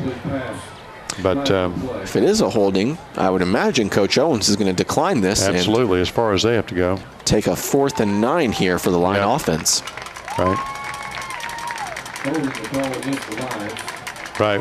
When the offensive lineman has one of our Wildcat defenders with both hands wrapped up in the jersey, that's an easy holding call to call. But it is declined, and no. Yes, it was declined. It just, Coach Owens was practically pulling his hair out from the near sideline, trying to get in contact with the referee and let them know, no, this is in fact declined. Right. So. Just trying to paint that picture in my mind of Greg Owens trying to pull his hair out, but that's, yes, kind of a challenge there, and that's going to bring up 4th down for these Greenville Lions, and they're going to punt. Punter back, set to receive the long snap. He gets it off and away. It might have been hit by a Wildcat defender there, but the Wildcat return man on the play, that was number 4, Colt Silman again, was able to fall down on it, and it will be downed right around pretty close to the Sulphur Springs 40-yard line at the about 37.5-yard line. Yeah, and this is a great opportunity for these Wildcats with 2:24 left on the clock here in the first half, and the Wildcats have 2 more timeouts, so they could actually get the ball a little farther down the field, maybe even kick a field goal, if not get it into the end zone, put some more points on the board, and try to create a little more spread on the score. So the running back will take it on the first carry from the first play from the Wildcats, and that's number 9, J.J. Hall on the carry, who got a 1-yard rush on the play. Yes, Wildcats keeping on the ground, letting the clock run down. I'm looking for a bomb of a play from this Wildcat offense, but they don't want to turn the ball over and give the Greenville Lions another chance. I've got number 1, number 5 on the near side. I've got Weston Fields, number 14 on the far side there as receivers. So it's certainly a pass play coming up here, it looks like, Ross. Yeah, I would think so, as quarterback Brady Driver is in the shotgun, and he looks past, but he takes off with it on the quarterback draw, and he's got well past the first down. He's past it 45-40, and he runs out of bounds inside the Greenville 40-yard line to the Greenville 38. Wow, what a great play on the quarterback keeper. That they were showing pass all the way, but it's kind of a low snap. He picked it up and decided to just run with it. Saw a hole right up the middle, and it's all the way to the Greenville 37-yard line. Looks like it's going to be some a penalty flag's just been thrown. I'm going to guess it's unsportsmanlike conduct on the Greenville Lions because it came from over here in the backfield of the Greenville Lions. It wasn't too many players. 1, 2, 3, 4, 5, 6, 7, 8, 9, 10, 11. Could have been too many players. There's one of them's walking off the field over there. Did you hear me counting to myself there?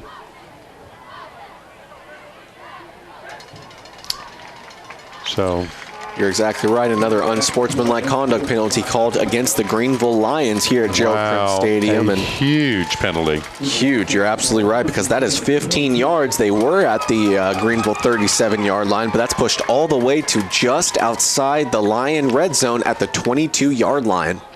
And I thought they threw another flag. They're just throwing the flag back to the official that threw it originally and had gone over to explain it to the Greenville Lions coach. So knocking on the red zone, the Wildcats are on the 22-yard line. Quarterback Brady Driver looking deep. He had a wide receiver, but he threw an interception at about the goal line. And now Weston Fields coming in to make the tackle.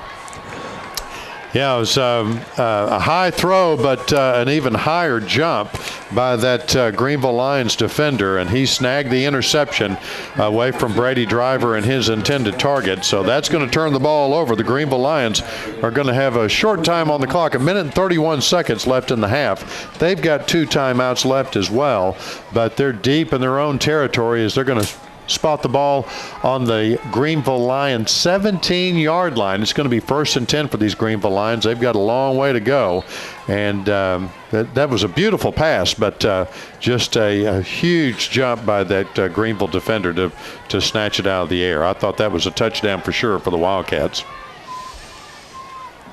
So now the Lions run back onto the field with their offense at their own 17. They have just over 1.5 minutes to go, and a trick play upcoming.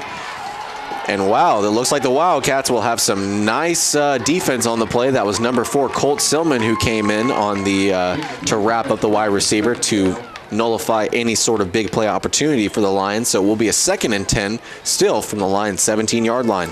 Colt Silman having a great game tonight. Cordarian Turner having a great game on this defense. Defense is looking good tonight, as well as the offense. I mean, the Wildcats are looking good on both sides of the ball. Still trying to hold on to that 8-point lead. Their quarterback for the Lions rolling left. He's looking for a man deep, and it looks like maybe a Wildcat defender could have wrapped up.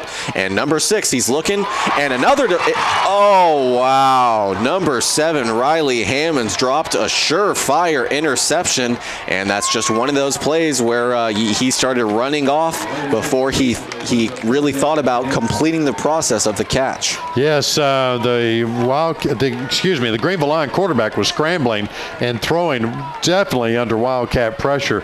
Colt Silman was right there, but and it hit him just right in the numbers, but couldn't hang on to it. That would have just really iced this half for this game. But the Wildcats are still up 21-13, 1:10 left. It's 3rd and long for these Greenville Lions. They're going to take a quick timeout and talk about it. And actually, I think the Wildcats have taken that time out to talk about it because it's a crunch time for this defense. We're going to take a quick break with them, and we'll be back in just a moment. And we're back at Gerald Prim Stadium where there's just 1:10 left in the on the scoreboard here, on the time left in this half. The Wildcats are up 21-13. Greenville Lions have the ball deep in their own territory. It's 3rd down and 10 for them. And the Wildcats have called timeout to talk about it. It's got to be a big stop on this play, and if they can make this big stop, they're going to get the ball back with a little bit of time, try to get down the field. They were on a drive looking like they were going to put some points on the board there, Ross, but got intercepted. And then the Wildcats turned around, almost intercepted on that last play, but couldn't come up with it. Wildcats showing nothing but blitz, and they're almost able to get back to the quarterback, but he's still able to run his way around and get it out to number 4. And looks like maybe the Wildcats might have had a chance to come down with a fumble, but instead they will rule number 4, Tyson, did not complete the process of the catch, and it will be an incomplete pass. Clock stops with just under a minute to go at 59 seconds here to go in the first half, and the Wildcats are about to get the ball right back. Yes, the Greenville Lion quarterback, that's the quintessential definition of scrambling. He was all over the field and threw that under pressure. Had a wide open receiver, but a Wildcat defender was there just as soon as he caught the ball and popped him, and the ball popped out. And it looked like a catch and a fumble. But of course, the officials are a lot closer than we are on that one. They ruled it incomplete. And here comes the punter in for the Greenville Lions, standing on about his own 4-yard line to punt this ball with the Wildcat punt returner in Greenville Lion territory. And the punt is away for the Lions. But Sulphur Springs wisely staying away from the ball. And it will get all the way to the Greenville 45, but that's as far as it'll get. So that's where Sulphur Springs will start with the ball with one last chance on offense here with just under a minute to go at 50 seconds. Yes, the Wildcats are up 21-13. Your Wildcats are up over these Greenville Lions as the offense comes back out on the field. They're fired up and see if they can make something happen before this half ends. 21-13. They could put some more points on the board, but certainly crunch time. Brady Driver in as quarterback. We've got another flag on the play. Yep, yet another penalty against the Lions. And from where that penalty, I guess they're going to go from the spot of the foul. This is unbelievable. This is the biggest penalty I've ever seen. So instead of being on the 45-yard line, they're going to move the ball all the way down to the 18, 17-yard line. But now he's got the ball. Yeah, he's going to spot it there on the Greenville Lion 18-yard line. Fantastic field position for your Wildcats. So obviously a huge penalty against the Greenville Lions, unsportsmanlike conduct, as the Brady Driver is going to be in the red zone with 50 seconds left on the clock. Sulphur Springs also has 2 timeouts left in the first half, so they've got nothing but time, really. And Lions showing blitz. He's looking it for Matthew Sherman again, and once again, he could not connect with the senior. Another what looked to be surefire touchdown on the play and just overthrown by the quarterback. Yeah, pretty close coverage by the Greenville Lion defender there, and I think Brady Driver just threw it just a little too far out of the reach there for Matthew Sherman. A good route run by Sherman, but just some good coverage. Only 5 seconds clicked off on the clock, so that leaves 45 seconds left in the half. Wildcats are up 21-13. They're taking their time. Play clock down to 10. They're going to have to snap the ball pretty quick. They're showing pass again, but we'll see what happens. So you're exactly right, Chad. They're looking pass, and he's rolling to his right, but instead he takes off with it and is tackled right about at the line of scrimmage. Oh, man, that had some chance to really make some yardage, but Sulphur Springs will call a timeout on the play and stop the clock with 37 seconds left to go in the half. We'll take a quick timeout with them, and we'll be back in just a moment. Welcome back to Gerald Prim Stadium, where we've got just over 30 seconds left to go here in the first half. The Sulphur Springs Wildcats lead their rival, the Greenville Lions, 21-13. But Sulphur Springs does have the ball inside the Greenville red zone at the Lions' 18-yard line. Again, 37 seconds left to go and a chance to at least get a field goal here. Yes, but only one chance to make something happen, and then it's going to be a field goal decision time as it's 3rd and 10. The ball's on the Greenville line, 18-yard line, and so we'll see if this Wildcat defense can make something happen. Wildcat offense. 3rd and 10 here. Sulphur Springs looking to get a first down. Brady Driver tries to take off with it, but he'll have no kinds of yardage to work with, so he looks like he'll probably be tackled right about at the original line of scrimmage. Maybe, yes, he will be tackled for a loss on the play, a loss of 1. So a field goal upcoming here for Sulphur Springs. Yeah, good decision here with 32 seconds left. He ran to the sideline there, tried to find an open receiver, couldn't find one, and that's going to bring out Uriel Santa Cruz to attempt this field goal attempt. About a 31-yard field goal for Uriel Santa Cruz. Kick is up, on its way, and it's no good. Oh, goodness. So it goes wide to the left as the Greenville Lions will take over the ball. The Wildcat defense comes out on the field. It's going to be interesting to see what these Greenville Lions are going to do. They have one timeout left. Wildcats are up 21-13 over the Greenville Lions. Only 27 seconds left on the clock for this half, and they don't want to risk an interception, so I don't know if they're going to. They may try to throw a long bomb, but certainly they've had trouble connecting on the short pass. So we'll just have to see what the Lions are going to do. It's pretty close on that field goal attempt. It was a good kick. It was a good snap. Everything. It wasn't blocked, but just couldn't connect. So Greenville looking towards number 14 on the play, or I'm sorry, that might have been number 13, but either way, they get a first down on the reception and a new set of downs.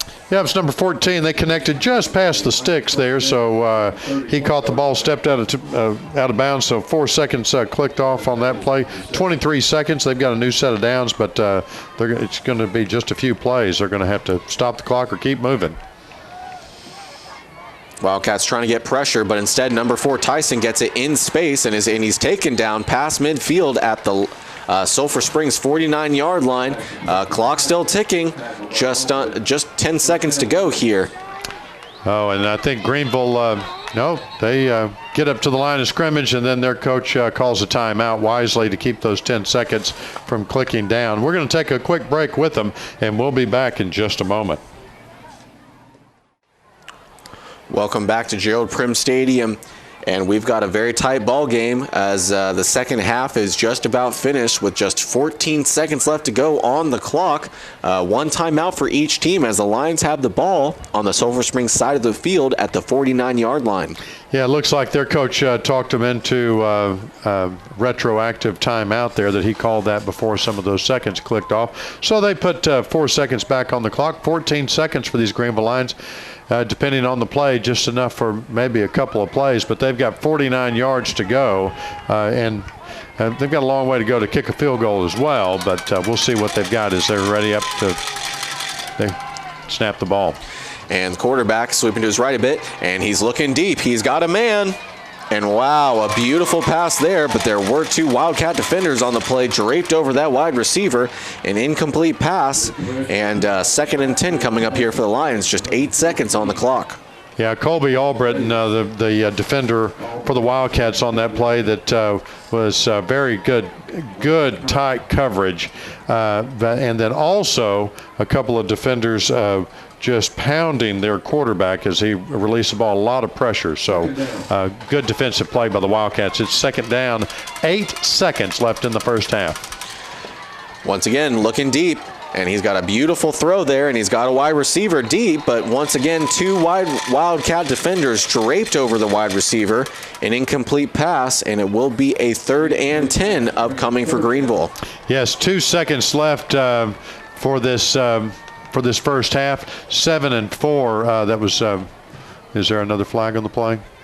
Holding against the Greenville Lions. So this is really going to make it an uphill battle for them with only 2 seconds left on the clock.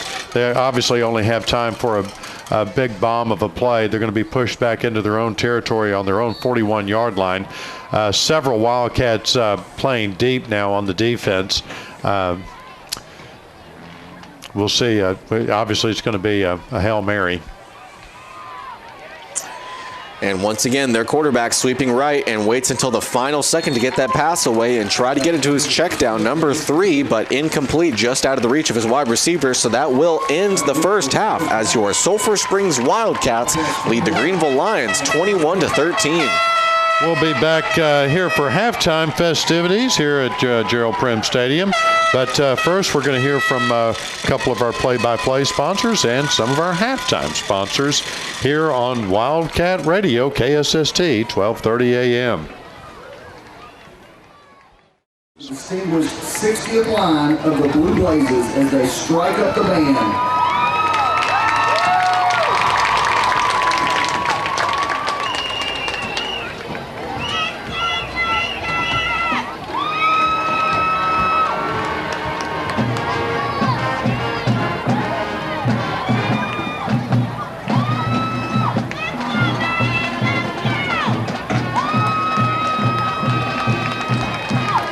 Sergeants for this year are Janiyah Gatlin, McKenna Lauber, Desiree Hall, and Calissa Johnson.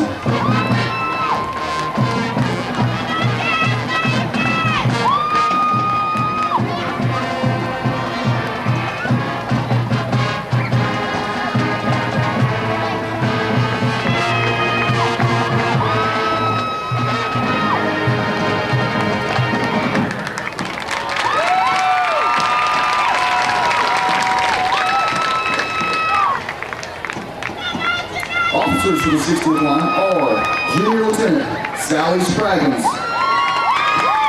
Junior Lieutenant Emily James, Junior Lieutenant Jocelyn Yanez, Junior Lieutenant Olivia Worth, Co-Captain Macy Pepis, and Captain Haven Walker Moore. The Blazers would also like to recognize their spirit girl, Janiyah Gatlin, and their outstanding Blazer of the Week, Sarah Voss. The Blazers are under the direction of Meredith Dial and Assistant Director Cammy McGraw. Tonight, the Blazers are performing an entertaining palm routine to thank.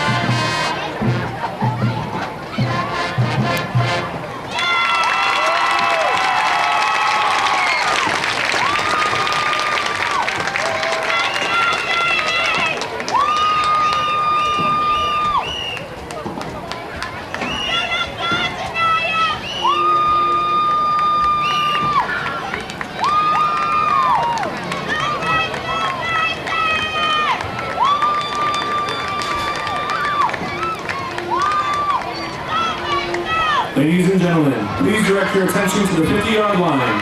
The band is being led onto the field by drum majors Joel Villarino, Peyton Boykin, and Catherine De La Rosa.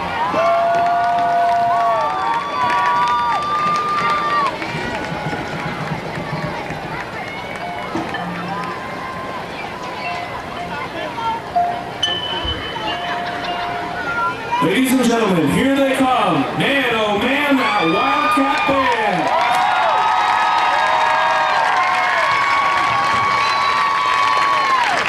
Tonight, the band is about to continue its 2021 performance season with our show, Be Our Guest. The Wildcat band would like to recognize this week's Section of the Week and Spirit Stick recipient, the Alto Saxons. And this week's band members of the week are Alicia Alvarado and Jose Salas.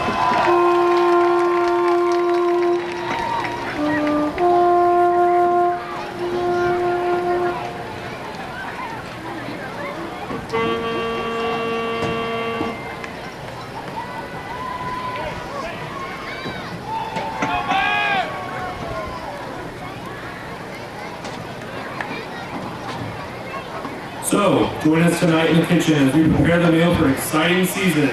Ladies and gentlemen, Sulphur Springs High School is proud to present the Wildcat Band!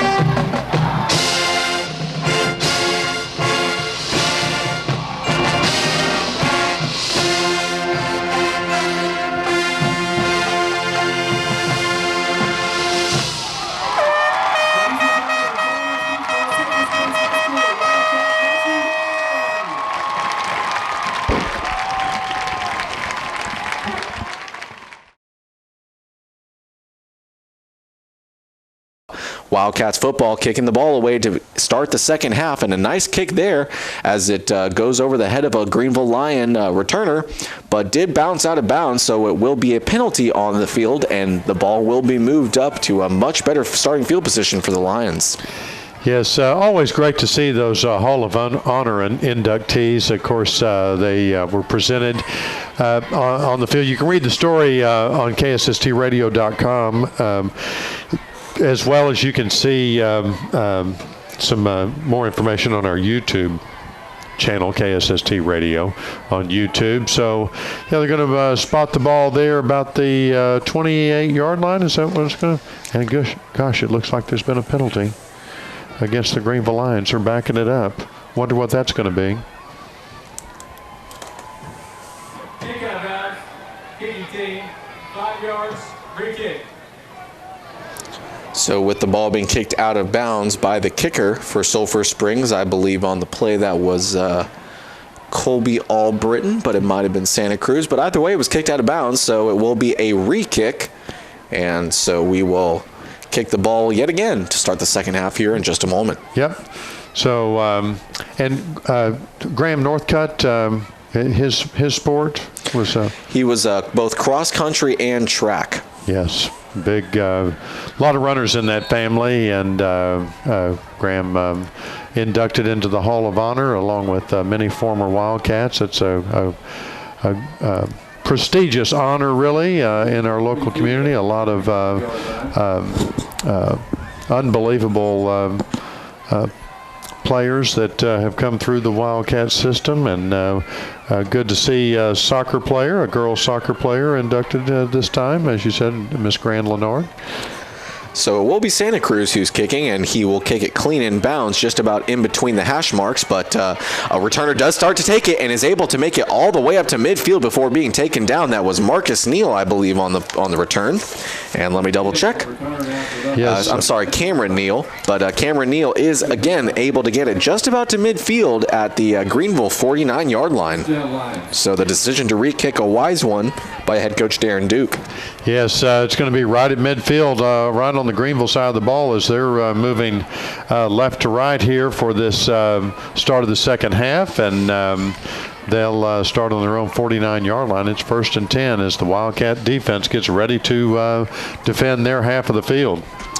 And we sure do have another quarterback starting, and this time it's number 3 who once again gets the snap and starts to take off with it and is able to bust through that line of a number of both Lion and Wildcats and is able to get more than 5 yards, about a 6-yard rush on the rush. Not sure if we have ESP or if they've got KSST piped into the visiting locker room there, but they took our advice and made a change at quarterback there. They were a little more successful, it seemed, with number 3 in the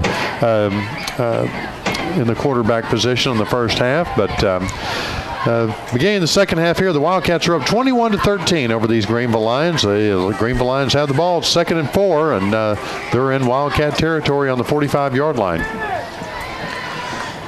With the 2nd and 4, number 3 will keep it yet again, Simpson, and he's able to bust through that line yet again with his quickness and get more than enough yards necessary for the first down. So a 2nd and 4 turns into a 1st and 10 after the 5-yard rush from Simpson. Yeah, so they're going to be on the 40-yard line of the Wildcats. They've started out with pretty good field position, but in a couple of plays they're moving the ball down, and the Wildcat defense is going to have to dial it up here and try to put a stop on them.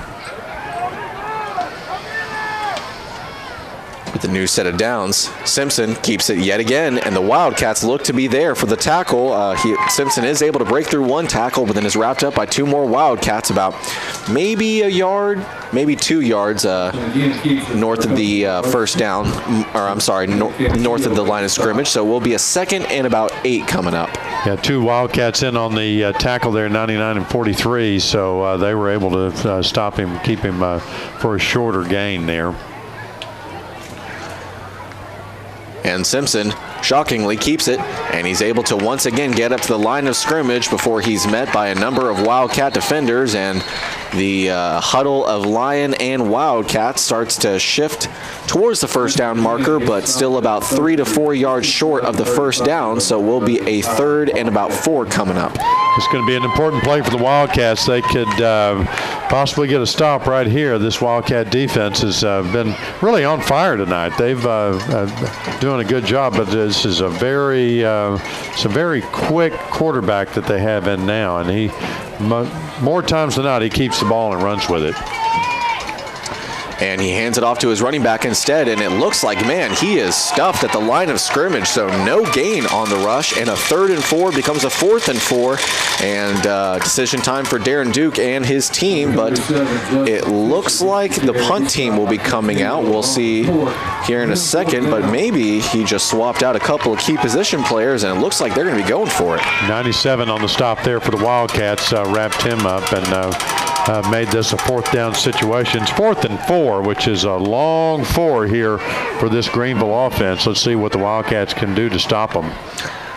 Watch out for quarterback Micah Simpson to keep it, and he sweeps to his right. He's looking for a wide receiver, and he isn't able to connect with it, so a turnover on downs for the Lion offense. Yes, just a kind of a wide throw there. He had his receiver wide open, and a couple of steps on the Wildcat defender and just couldn't connect. So the ball's going to be going the other way. We're going to be moving right to left now as these Wildcats get the ball over on downs. They're going to be starting their 1st and 10 from their own 34-yard line. So let's see who we have in. I'm sure we've got Brady Driver. We do. And in the So with the new set of downs, the quarterback Brady Driver takes off with it. He's got a nice block ahead of him, and he's able to get past the 50 all the way to the Greenville 45-yard line. So very quickly, he's able to get a 20-yard rush and another explosive play for this Wildcat offense. Yes, great quarterback keeper there. Brady Driver had a good block and just kept moving it down the field, and they're going to end up saying he ran out of bounds about the 47-yard line. So Wildcats, for their Hooten's Hardware 1st down, are in Greenville Lion territory. So it'll be just shy of an explosive play, but a nice pass there from Brady Driver to Weston. No, I'm sorry, I almost said Weston Fields, but that was Cable Glenn on the reception. And a very nice reception there from Cable Glenn, as the pass wasn't as quick from Driver as Driver may have wanted, but Glenn still able to catch the ball, go down with it. So it will be a 7-yard reception on 1st and 10. Nice job of keeping ahead of the chains for this offense. Cable Glenn was really wrapped up by the defense, but didn't stop him from making a great reception. And fakes the handoff to his running back, and instead he will keep it, take off with it, and he's able to get past the 1st line and up to the linebackers, and is able to get the 1st down on what should be just about a 6-yard rush for the quarterback. Great run by Brady Driver as they move the chains, and they're getting deeper into Greenville Lion territory. They're on their 34-yard line with a new set of downs. Here comes your Hooten's Hardware 1st down. Hooten's Hardware, Emory, Texas. They're more than just nuts and bolts. This drive started at the Wildcats' 34-yard line, and 25 of it has come on the ground from quarterback Brady Driver, and he will hand it off this time to his running back as to make sure that he can continue to go back to that well later in this drive, but the running play does not go as perhaps hot as they had wanted it to, as they'd only got about 2 yards on the rush. Yeah, there was they stopped, gave him his forward progress there, but he was wrapped up. There were a lot of players in there pushing and shoving. The ball was blown dead, and still more pushing and shoving, but no penalty. They come up for their 2nd down. It looks like they're giving about 3 yards there. The line judge and the ball marker are different places. So on the 2nd and 8, he will hand it off to Douglas Deloney, who's able to barrel his way past some Lions defenders. Pretty close to the 1st down. It looks like he'll be about 1.5 yards short, so a 3rd and pretty short for this Wildcat offense coming up. Yeah, there's that 2nd and 3rd effort by Douglas Deloney on that, and a Greenville Lion lost his helmet. He checks out for this play. They moved the sticks on that one. They're going to give him this forward progress for a 1st down. So now the Wildcats are knocking on the Greenville Lion red zone at the Greenville Lion 24-yard line. So a low snap there, but he's able to keep it, or Brady Driver keeps it. He fakes the handoff to Douglas Deloney, and a wise decision at that one, as the line of scrimmage was at the 24, and he's able to barrel his way forward all the way to the 15. So 9 yards on the 1st and 10 zone read from quarterback Brady Driver to get close to the 1st down yardage. Yeah, he's got 1 yard or less now to get a 1st down and move these sticks again. So these Wildcats are on fire, moving the ball. 6:17 left in the 3rd quarter. Another low snap, but he's able to hand it off to Deloney, and he barrels his way past the defensive line and up to the linebackers, and we've got another flag on the play. We'll see who it's called against. Well, there's a couple of flags down there. I don't know if it's for the same infraction. Douglas Deloney powered over one of those Greenville Lion defensive players, and there may have been some discussion about that after the play, but the Wildcats seem to be backing up, so it looks like it may be against these Wildcats. So I'm going to guess it's an unsportsmanlike conduct. I didn't see anything else going on, and the official is walking the ball back. 2 fouls on the play. 2 fouls. 59 of the offense, 10 yards. After the play, unsportsmanlike, 3 of the offense, 15 yards. Still take it out. So that's going to back these Wildcats up quite a bit, as their 2 penalties are called against the Wildcats, one for holding, one for unsportsmanlike conduct, and that's going to be 25 yards back, and put the ball way back here on the 40-yard line. So that's going to make it trying to calculate exactly how far this second down. See, it's at 10, 20, so 26 yards it looks like. Second and 26 for these Wildcats from the Greenville line, 40-yard line. And Driver decides to keep it, and it might be, or wow, he's able to go back the opposite way and start to take off. He's got some blockers ahead of him, and he's able to get past the 20-yard line to just about the 15, but there is a flag way back in the backfield, all the way back near the Greenville Lion 42-yard line, so I imagine a holding call is on the way for Sulphur Springs. Yeah, that he reversed direction there and did a great job picking up that yardage, but it may be for naught here, because as the 45 blue. Yep, as the play turned around and the players tried to turn around, one of the Wildcats got caught holding there, and that's going to push them back another 10 yards from about the previous spot, I guess, and right on the midfield stripe, the 50-yard line is where the Wildcats are going to be pushed back to. That's going to make it they get to repeat that down, but it's 2nd and 36. So big play time calling here for Wildcat offense.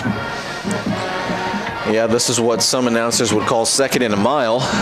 Might be a 2nd and a country mile at this point, 2nd and 36, but looking deep, Driver, and tries to get the pass off and just about threw it to a line defender as the lines were in his face. A line defender walked right over Driver, and we're starting to see a lot of these rivalry emotions come out as so many unsportsmanlike conduct penalties and a lot of trash talk on that field. Right, yeah, that was pretty good pass, but he was getting hit right as he let go of the ball, and so the ball didn't go where it was intended. Bounced off the helmet of a Greenville Lion defender, and luckily wasn't intercepted. But now it's 3rd and that country mile.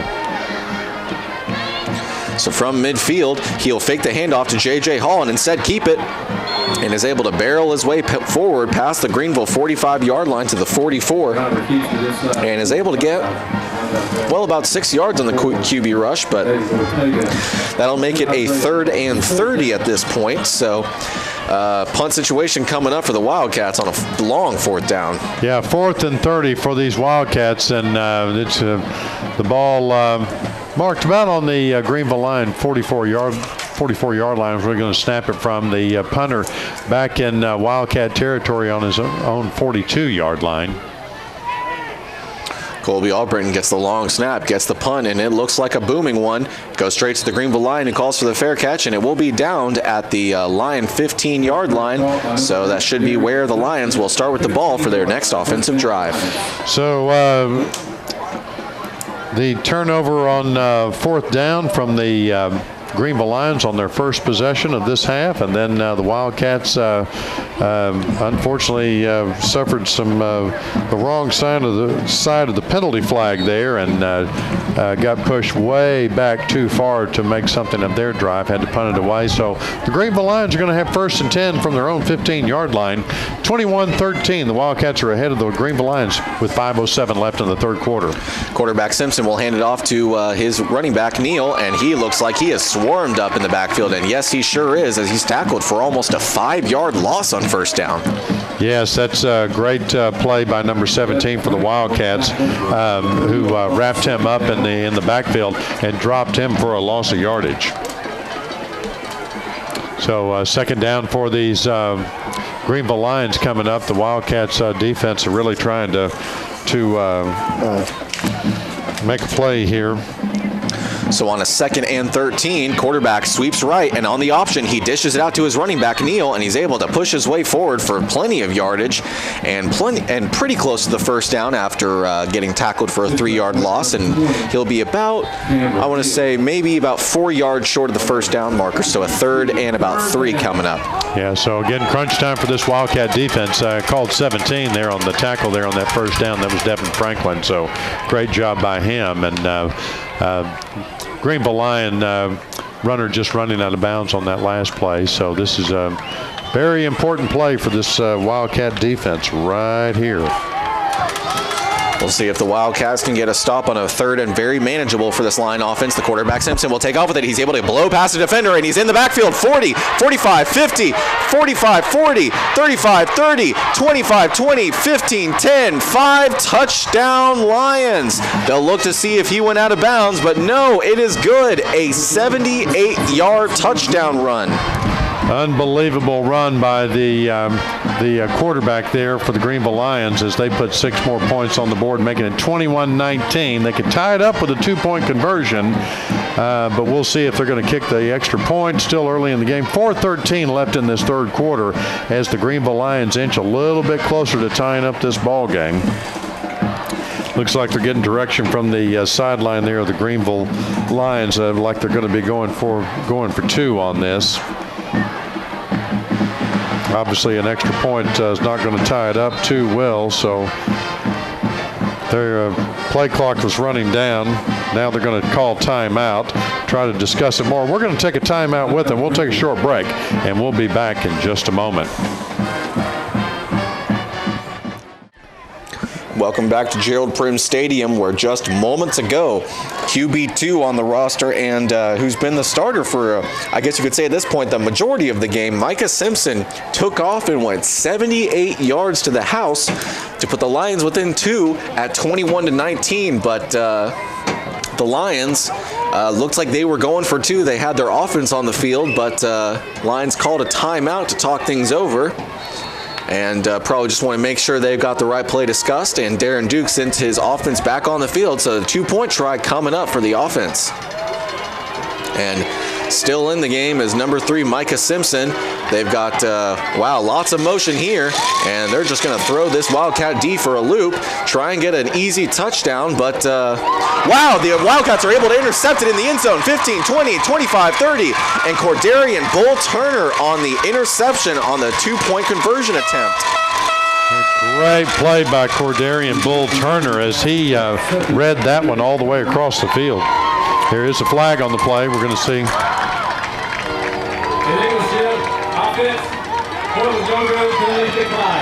Yeah, illegal shift. You talked about all that action and moving around. I think everybody shifted on that offense for the Greenville Lions. Yeah, on a lot of plays you'll see a wide receiver sweep right to kind of maybe fake a handoff or take it on the sweep. But on that play, you had 4 different wide receivers all moving at once. And well, the fact that I've never seen that before lets me know that that was, in fact, quite the illegal shift. Absolutely, yeah, that was quite interesting. So that's going to turn the we're going to take a quick break, and we'll be back in just a second with the J. Hodge Chevrolet kickoff. We're back at Gerald Prim Stadium. The Wildcats are back to receive the J. Hodge Chevrolet kickoff after the Greenville Lions were unsuccessful in their 2-point conversion. 21-19, the Wildcats ahead of the Greenville Lions. 4:13 left in the 3rd quarter.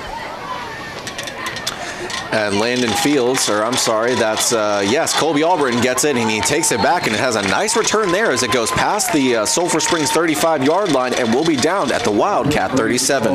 So the Wildcats are going to have pretty good field position as Colby Albritton makes a good return there. A nice run, and the Wildcats are going to get to start their Hooten's Hardware first down on their own 37-yard line. Pretty good field position for them. We'll see if they can make something of it. 4:07 left in this third quarter. The Wildcats up 21-19 over the Greenville Lions. Well, if it wasn't important on their last drive, the Wildcats need to score on this one, and they can't settle for a field goal.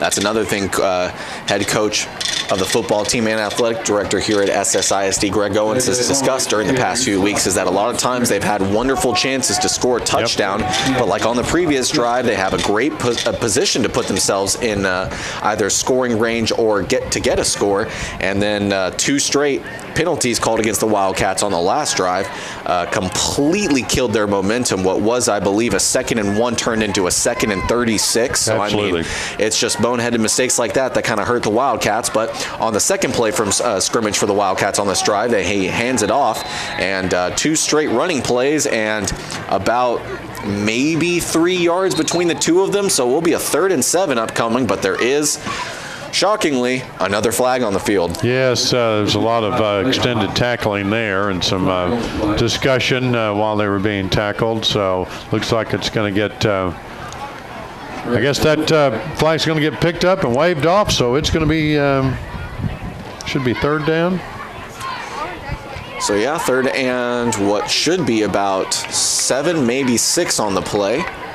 So looks to be about a 3rd and 6, so we'll see if the Wildcats can convert on a 3rd and sort of long, but they hand it off to J.J. Hall. He tries to change directions, but runs right into that Lion defense who stymies them, and just like that, the Wildcats are going to have to punt it yet again. It's going to be 3 and out for the Wildcats. On that drive, the Greenville Lion defense kind of dialing it up themselves, trying to make some quick stops, and they did so. 2:26 and counting in this third quarter. The Wildcats are up 21-19, but have to punt the ball away as punter for the Wildcats is back on his own, just about the 26-yard line. Colby Albritton gets it, kicks it away. Line defender is back to get it, but he lets it roll past him, and it's still bouncing, and it'll be stopped right around the Lion 24-yard line, and that's exactly where it's spotted. So the Greenville Lions will take over for their next offensive drive at their own 20-yard line. Yeah, good 45-yard punt there by the Wildcats, and the Greenville Lions are going to start back deep in their own territories, which is where the Wildcats like to see them. Ball spotted right on the 20-yard line as they come out for their 1st and 10. Let me check out who the quarterback may be this time. Number 3 again. They've taken our advice, and number 3 is going to take the ball and probably run with it. And shockingly, he keeps it, takes off with it, and is able to juke and spin his way past a couple of Wildcat defenders for about, a 7-yard gain. Yes, I saw the juke, but I missed the spin, but he did get up there for a 7-yard gain, and they're lining up and snapping it again. And a wise decision there, as this Wildcat defense, as we've seen in previous weeks, is probably starting to get a little gas as their offense is struggling to get first downs and stay on the field. Consistency issue, something else that Coach Owens has talked about that his team needs to work on. And the Greenville Lions, I think they're starting to kind of steal a lot of this momentum and starting to shift it all their direction. So the Wildcats defense, we've been saying it a couple times throughout the game, but the Wildcats defense really needs to get a stop and give their offense a chance to kind of develop some momentum again. Micah Simpson hands it off to Neal, and he keeps it, and he is able to barrel his way past the offensive line, but probably gets about 4, maybe 5 yards on the rush, so we'll be about a 2nd and 5 upcoming here for the Lions. And this Lion offense is on fire as they get to the line very quickly and snap again. And he hands it off to Neal yet again, and Neal is able to get a nice push from his offensive line and able to go past it for a new set of downs. Yep, 1:14 left in this third quarter as they're just getting back up to the line of scrimmage and snapping the ball before they can even move the chains. With a new set of downs, Simpson fakes the handoff to Neal, takes off with it, and he's able to barrel his way past some defenders and is tackled down at the line of field thanks to a nice open field tackle. I couldn't tell who the Wildcat defender was on the play, but Simpson is able to get all the way to the about Sulphur Springs 34-yard line. So just a play ago, he was on his own 35, and now they're at the Sulphur Springs 35. And they're just starting to run circles around this Wildcat defense as a Wildcat defender could barely get on the field in time, and I don't even think he got to his rightful position on the play, but the Lions just keep sweeping right, and it keeps working because now it's 2nd and 1. Simpson looking for the pass out the flat, and he's got a man on the far side, but he's quickly wrapped up by some Wildcats. It looks like he'll have enough of the first down. We'll see. Yep, it will be a first down for the Lions under 30 seconds to go here in the third quarter, as they may be trying to punch it in before time runs out. But I say that as looks like they're electing to just let the clock run out here in this third quarter, under 10 seconds to go.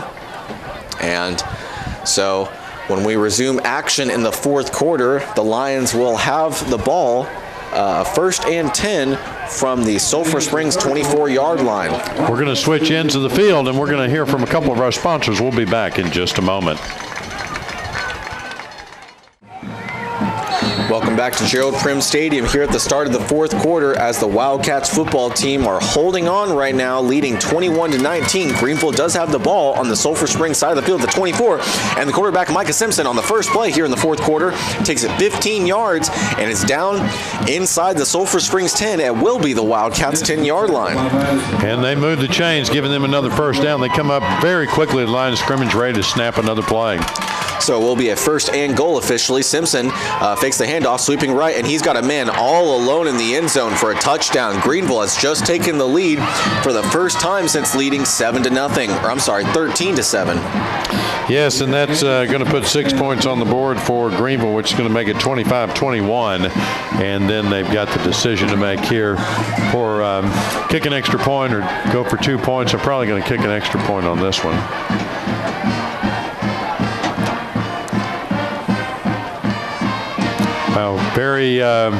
The change that they made on that last drive was getting to the line and snapping the play very quickly, and that put the Wildcat defense back on their heels. It looks like they're going for 2. Now they're going to talk about it. Going to take a timeout. We're going to take a timeout with them and take a quick break, and we'll be back here. Wildcat football at Gerald Prim Stadium in just a moment.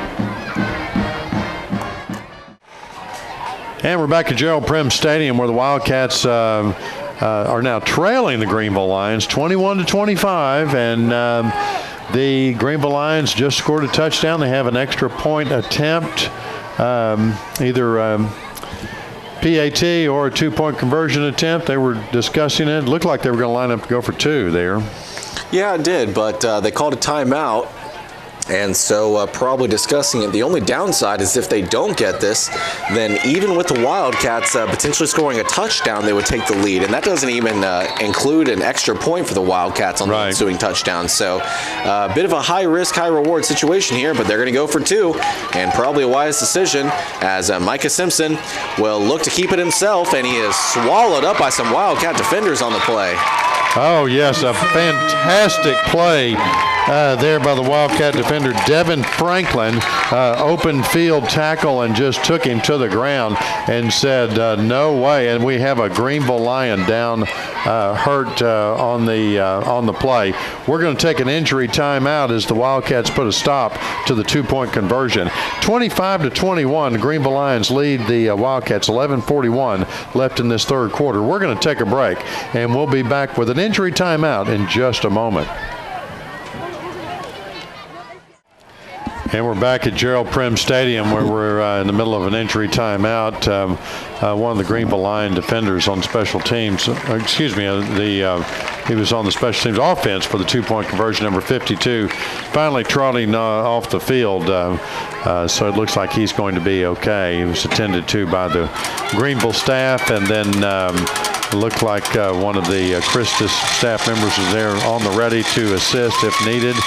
But either way, the Wildcats come out to receive the J. Hodge Chevrolet kickoff from the Greenville Lions, as the Lions are over the Wildcats 25-21. 11:41 left in this ball game, but now Greenville is leading for the first time in this and since earlier in the ball game, right? Yeah, that's correct. This is the first time the Lions have led since being up 13-7, and they do kick it away to the Wildcats. Colby Albritton gets it. He starts to take it back the other way. He's at the 35. He's at the 40. He's got some space. 45 and he's pushed out of bounds by a Lion at midfield. So a great run by Colby Albritton on that kickoff return. He gets all the way to midfield, maybe a foot or so into Greenville Lion territory. He wisely kind of waited on some of his blockers there and to kind of catch up with him. He broke free, but the Wildcats are coming out quick for this Hooten's Hardware first down. These Wildcats, 1st and 10 from the Greenville Lion 49-yard line. Great field position. The Wildcats would be wise not to squander a good starting field position on a drive, but Brady Driver dishes out to Luke Hayton on the far side. He's got a nice block from C.J. Williams, but C.J. will be called for the hold. I could even see it from up here, folks. That was a tough call. Yes, and looked like somebody lost a piece of equipment there, or maybe a shoe, but Pass complete to Fenton. Flag on the play. Yep, so that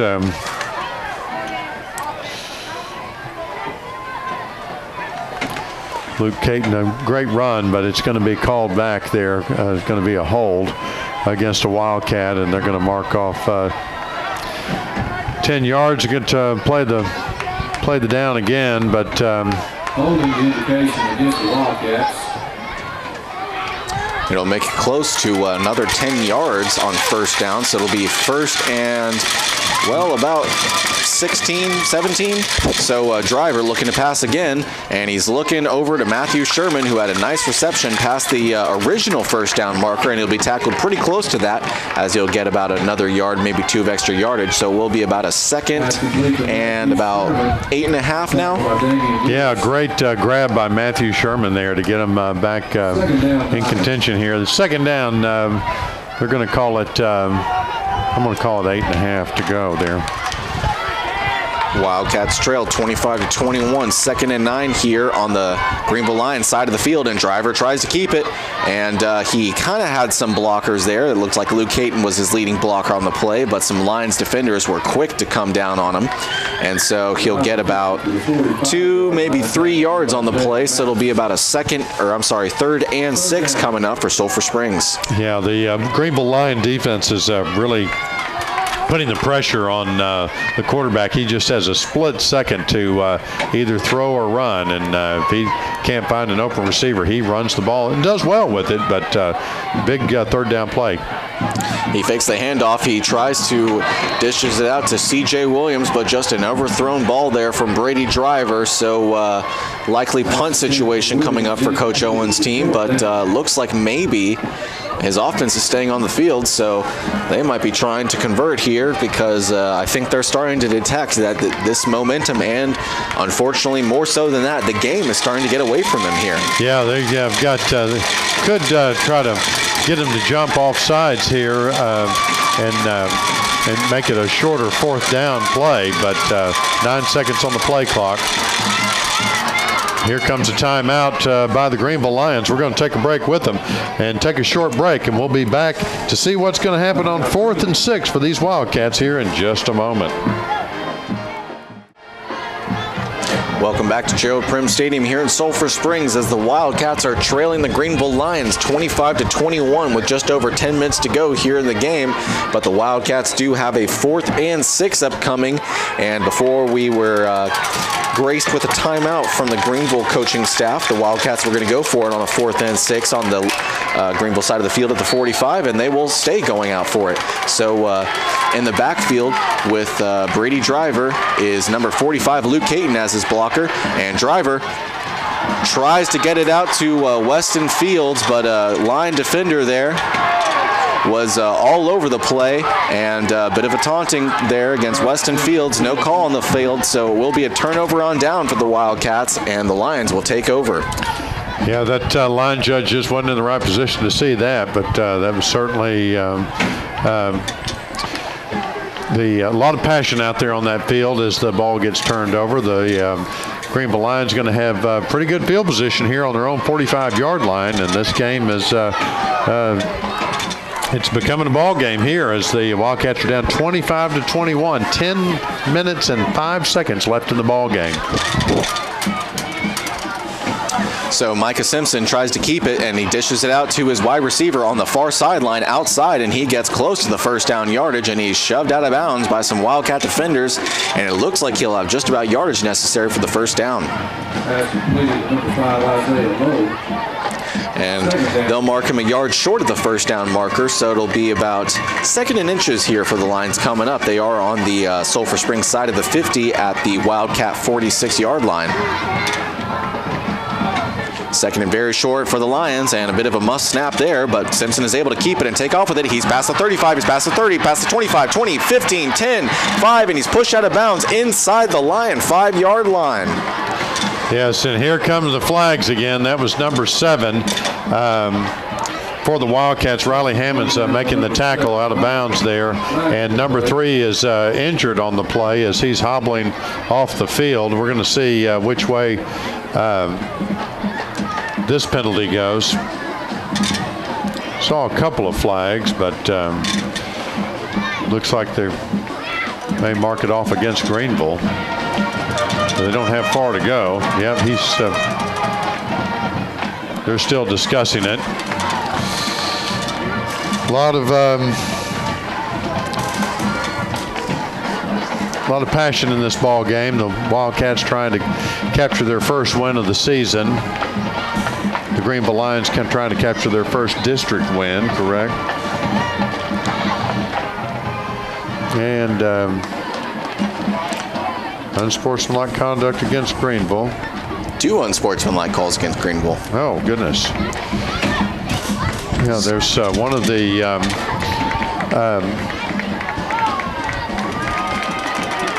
officials had to lose his hat because I guess he threw his flag and then had to throw his hat. So instead of being on the 3-yard line, they're going to back it all the way up to the 37. That doesn't seem right. Maybe it's from the spot of the foul. But they're going to mark the ball for those Greenville Lions all the way at the Wildcat 37-yard line. That's going to be great. Good news for these Wildcats. The official's still looking to the side of the field. I guess he's just waiting for the line judges to catch up with the sticks over there before he spots the ball.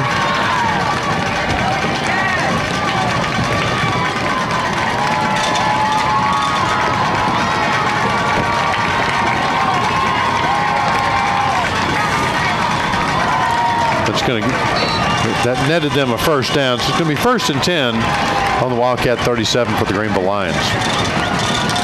And a must snap there by the quarterback, but he tried to pick it up and try to run with it, but they will rule him down where the ball was down after a very low snap from his center, so it'll be close to a 5-yard loss in the play.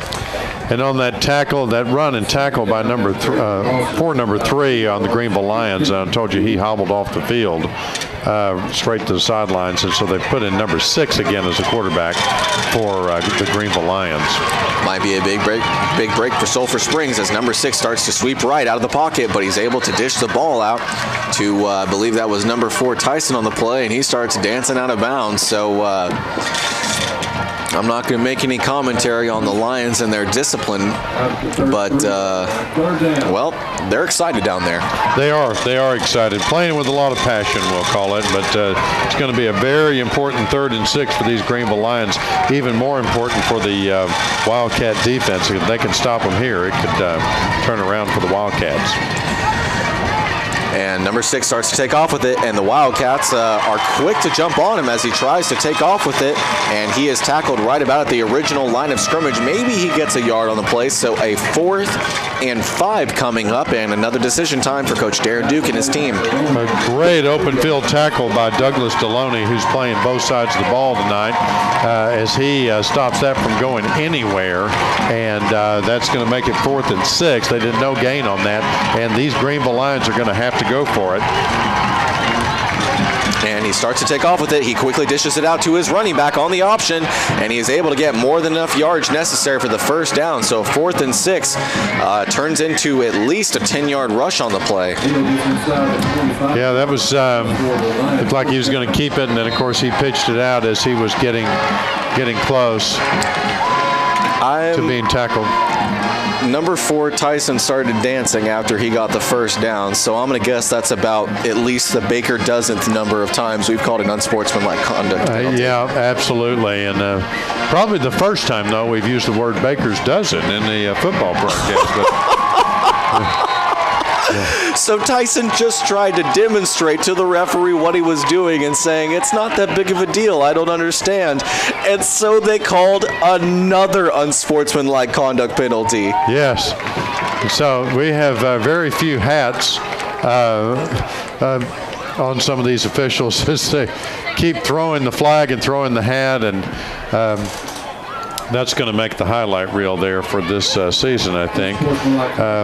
Wildcats are just waiting patiently over here on defense to see all these yardage stepped off against the Greenville Lions as the official starts walking with the ball, and he's going to walk one of those country miles for you, Ross, as he, I guess he's marking off 30 yards for 2 unsportsmanlike conduct penalties against the Greenville Lions. That's going to put the ball all the way back into Greenville Lion territory as he's going to be marking the ball on the Greenville 43-yard line. So they do that from the spot of the foul, I guess, and anyway, big, huge mark off. That's going to make it 1st and 45, I just calculated. 1st and 45. Thank you, Ross. So, no, I guess they're going to move the sticks, and they're going to call him 1st and 10 all the way up here. Interesting. That doesn't seem right. So he'll hand it off to Neal, and Neal pushes his way forward into the whole of the offensive line, but unfortunately for him, he ran right into about 5 Wildcat defenders, so he'll be stuffed pretty close to the line of scrimmage. He got 2 yards on the rush, so it will make it a scoreboard even has it as 1st and 45, but yep. I think we're all just kind of confused after that. Right, that was a huge amount of penalties, and the officials are not arguing with the chain gang over there. They're just going to call it 2nd and 8, but we'll see.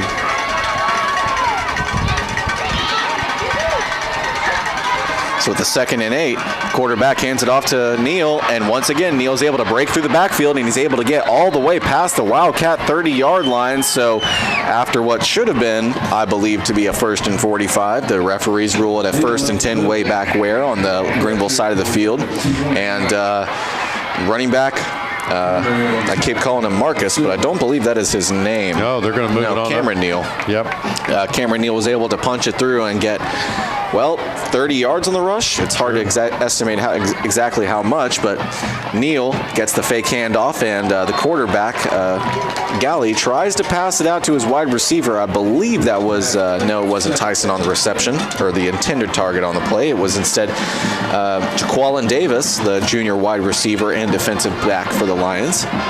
But an incomplete pass there, and so 2nd and 10 upcoming for the Lions. 6.5 minutes to go here in the game. The Lions lead 25-21. They have the ball on the Sulphur Springs side of the 50 at the Wildcats' 29-yard line. So the Wildcats need to get a stop and try and make sure that the Lions don't even get a field goal. But Marcus, their running back, number 20, is running roughshod over the Wildcats D on this drive. But not on that play, as he only got about, well, 2 yards on the rush. So a 3rd and long, and as we've been talking about all night long, a potential big stop opportunity for this Wildcat D. Got Wildcat down. Looks like it's going to be an injury timeout coming up. We're going to take a quick break on this injury timeout. No, hold on. They've got him up. So we don't want to miss a second of this game. We don't want to take a break if we don't have to, but they've got him back up to check him out. We are going to take a quick break. We'll take a real quick commercial. We'll be back in just a moment.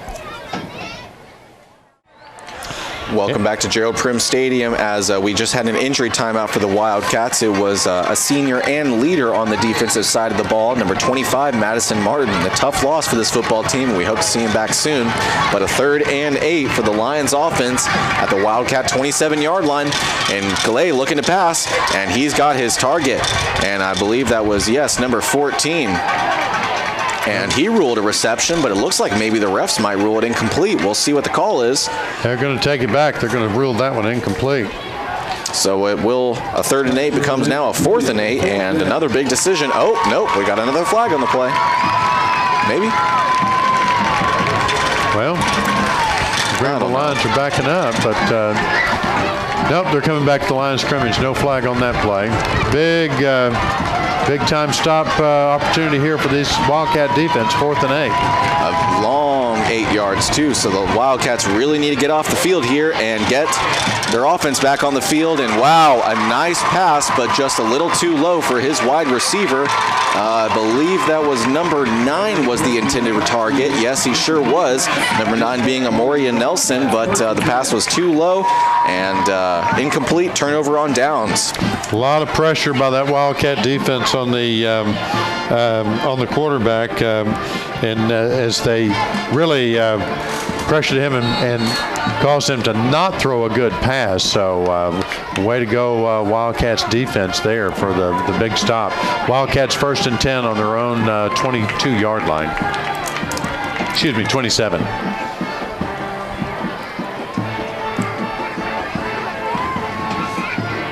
So just under 6 minutes to go. Brady Driver tries to pass, but he instead keeps it, and a wise decision at that as he gets about 4 yards on the rush, and it will keep the clock rolling. Just about 5 3/4 left here in this game. Now the ball's been moved after the 4-yard rush from Driver past the 30 to the Wildcat 31-yard line.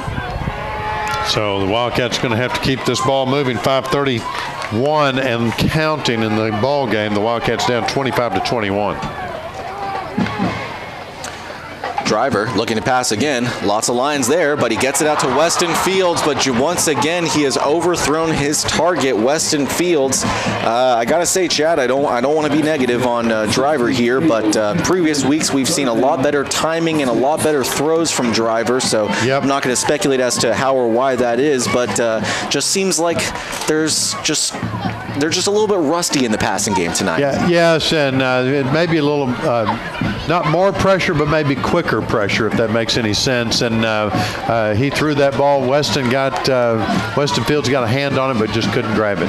3rd and 6 here for the Wildcats, and they fake the handoff to Malachi Rowland, and C.J. Williams drops what would have been a 1st down unquestionably. So now a big decision, 4th and 6 from their own 31, and they're going to punt it. Yeah, that was just that was a beautifully thrown ball there on Brady Driver's part. Hit him right in the hands, but he just couldn't hold on to it, and so it's going to be punt time for these Wildcats because they're just pushed too deep back in their own territory on their own. They're going to be snapping the ball on their own 31-yard line. Wildcats may not get another chance to touch the football on offense, but they're going to punt away anyway. And nice punt there by Colby Albritton that keeps on bouncing. It's past the past the Greenville 30 and almost the Greenville 20-yard line. So we'll be down at the 21, which is where the Lions will take over for their next drive. We're going to take a quick break, and we'll be back in just a moment. Flag. And we're back at Gerald Prim Stadium where we're waiting for the Greenville offense to come out. There was actually unsportsmanlike conduct penalties called also during the break against both teams. And so those are offsetting penalties. The ball will be spotted where it ended up on that punt at the Greenville 21-yard line. Greenville's going to take it from there, 1st and 10, and they've got and the quarterback will keep it on his first play from scrimmage for the Lions on offense, and it looks like he will get maybe a yard on the rush. He might have been stuck to the line of scrimmage. It looks like they'll give him maybe a yard on the play, so it'll be about a 2nd and 10, 2nd and 9, and a couple inches here. Right. They've got 6 in as the quarterback again. Haven't seen 3 come back into the ball game for the Greenville Lions, so got 6 in as the quarterback and 20 in as a running back again. Another rushing play, and it looks like number 20 has gotten the handoff again, and he will get about 3, maybe 4 yards on the play, so it will be a 3rd and long upcoming for the Lions, but a timeout is called on the field, or perhaps there is a Lion down on the play. Yeah, it looks like it. We're going to take a real quick injury timeout, and we'll be back to Wildcat football here on KSST in just a moment. And we're back at Gerald Prim Stadium where the number 20, the very successful running back for the Greenville Lions, is down on the field being tended to by the Greenville staff over there. And so Wildcats defense trying to regroup and talk about their strategy while we have this injury timeout. Looks like it's going to be another second, so we're going to take another quick break. Nope, he's getting up. We're not going to take a break. We're going to stay with you here.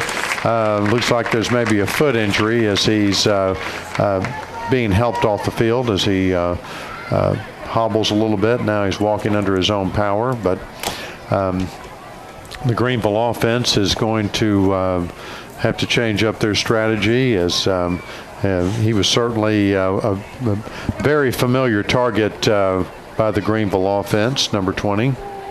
Going to be out for at least a few plays, if not the rest of the game. Number 6 still in as quarterback, and at number 14 in also for the Greenville offense. Very close game here. 4:15 left in the ball game. 25-21. The Lions over the Wildcats. So a 3rd and 7 here. This could be a game-breaking decision right here, and the quarterback is able to dish it out to number 14, but once again the throw is low. He tries to dive for it, but it's incomplete. So a 4th and 7 coming, and now the punt team coming on for the Lions. So the Wildcats definitely going to get the ball back here with 4 minutes and 2 seconds left in the ball game. The Wildcats will need to get into the end zone if they have any hopes of beating this Greenville Lion football team, but the Wildcat punt returner back on his own about 44-yard line to receive this punt. Showing a lot of pressure, but they are able to get the ball away. Number 4, Colt Silman, is back to get it, and he lets it roll before going to pick it up at right about the Sulphur Springs 25-yard line. He's past the 35 before being pushed out of bounds on the near sideline, so that's about where the Sulphur Springs Wildcats will take over. Just under 4 minutes to go. They trail by 4. Yeah, big booming kick there by their punter, but great return by the Wildcats as they're going to get up. Looks like they're going to mark him now about the 33-yard line. It's always interesting to see where we think it's stepping out of bounds. 1st and 10 for these Wildcats. At the 38-yard line, driver will fake the handoff. He's looking deep, and he's got Weston Fields on the near sideline. And it looks like he got it, but the referee will say he was out of bounds. And he was about 20 yards behind Fields, so I'm kind of surprised he was so quick to make that call without a second thought. A beautiful catch there, and it looked like Weston Fields had it and in bounds, but we'll have to watch for that replay. But the officials say no, and the Wildcat side of the fans here are not happy about that call. As the Wildcats come back up to the line of scrimmage, it's going to be 2nd and 10 from their own 38. So after the bomb fell incomplete, the defense showing blitz all the way, and driver takes off with it. He's sweeping left to the far sideline. He's past the 45, past the 50, and runs out of bounds on the Lions side of the field at about the 49-yard line. An easy first down for Brady Driver as he crosses midfield there, running all the way across the to the other side of the field. Very quick thinking as he saw the blitz was coming, and I mean, just immediately they got through the line, and he outran them. So now, sorry. Here comes your Hooten's Hardware first down. Sorry. And then with a new set of downs, driver looking to pass, and he tries to get it. Oh, and it's intercepted. Just thrown a little bit in front of the receiver there, number 1 for the Wildcats, and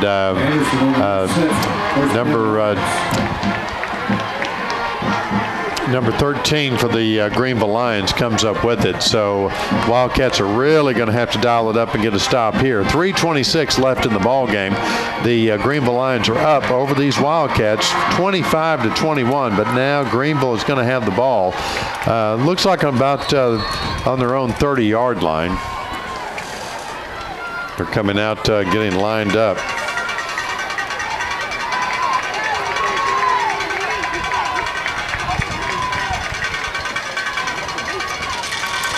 With the new set of downs, quarterback Gale is still in. He hands it off to his running back, and he tries to take the hole that his offensive line created, but is quickly taken up by the front 7 for the Wildcats. So he's able to get 3 yards on the rush. It will be a 2nd and 7. Timeout called on the field by Coach Greg Owens. We're going to take a quick break with them, and we'll be back here at Wildcat Football in just a moment. And we're back at Gerald Prim Stadium where the Wildcats are down 25-21. The Greenville Lions have the ball. 3:18 left in the ball game. It's the 4th quarter here, and it's decision time here for Greg Owens to see what he can dial up for this Wildcat defense to try to get the ball back with some time left on the clock to get in the end zone, because that's what's going to take to win this ball game. The Greenville Lions, it's 2nd and 6 for them as Greg Owens took a timeout and tried to talk about it, and we'll see what the defense is going to do. Instead, they'll hand it off to O'Neal, who quickly makes his way past the first line defenders and gets close to the first down yardage needed to get the first down, and will be marked about 2 yards short, so it will be a 3rd and very manageable for this line offense. Yes, the Wildcats are really going to have to put a stop to this pretty quickly. The clock is ticking down as they kept it in bounds, and they're keeping the clock running down. 2:53 and counting as there's 20 seconds left on the play clock. We'll see if the Lions can get this first down and be one step closer to icing this game, and they'll hand it off to O'Neal, and O'Neal will get that first down yardage, and the huddle is still moving as the offensive line for Greenville was able to push its way forward for some extra yards. There is a line down on the field. It's number 14. Well, another injury. We're going to take an injury timeout as the Greenville Lion is down, and we'll be back in just a moment. And we're back at Wildcat Football here at Gerald Prim Stadium as number 14 for the Greenville Lions is being helped out by the medical staff, the training staff of the Greenville Lions. He was a little closer to this side of the field, and Wildcat staff quickly went out there to try to check on him, but the Greenville staff is out there now, and they've got him up on his feet. Leg injury, it looks like, and he's going to be hobbling off the field. All these players leaving it on the field, as they like to say here, Ross, on both sides of the ball. It's a very competitive game. 2:36 left in the ball game. The Wildcats are down 25-21. The Greenville Lions have the ball, and with the new set of downs, if they can keep the ball on the ground, they can take a lot of time off this clock, and it's going to make it very difficult for these Wildcats. Especially since the Wildcats don't have any timeouts left.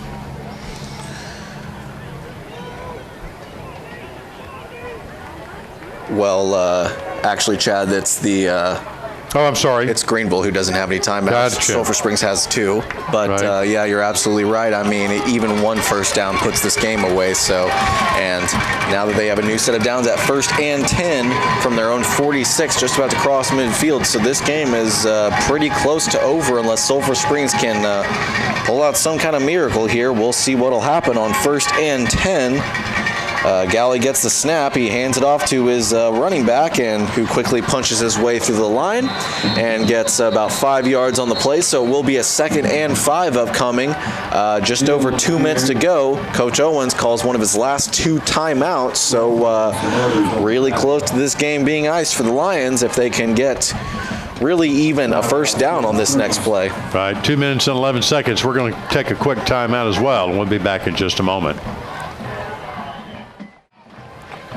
Welcome back to Gerald Prim Stadium here in Sulphur Springs as the Wildcats football team are trying to do anything they can to somehow pull themselves back into this game. They trail by 4. The Lions do have the ball with a 2nd and 5 at the Sulphur Springs side of the field at the 49, and just 1 timeout remaining for Coach Greg Owens and his team. Gale gets it, hands it off to Neal, and Neal is quickly tripped up by some Wildcat defenders, so he'll get about 2 yards on the play, but that will be Sulphur Springs' final timeout, as when they come back from a timeout, it'll be about a 3rd and 3. Yeah, so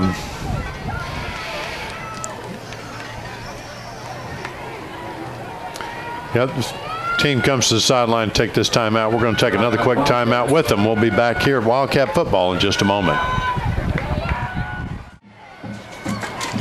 And we're back at Gerald Prim Stadium, where the game is on the line right here on this 3rd down play, 3rd and 3 for these Greenville Lions. No timeouts left for the Wildcats. 2 minutes and 8 seconds left on the game clock. The Wildcats are down 25-21. They just need a first down, and they go back to Neal to try and get it, and he will be marked short, so he only gets a yard on the rush, and it will make it a 4th and 2.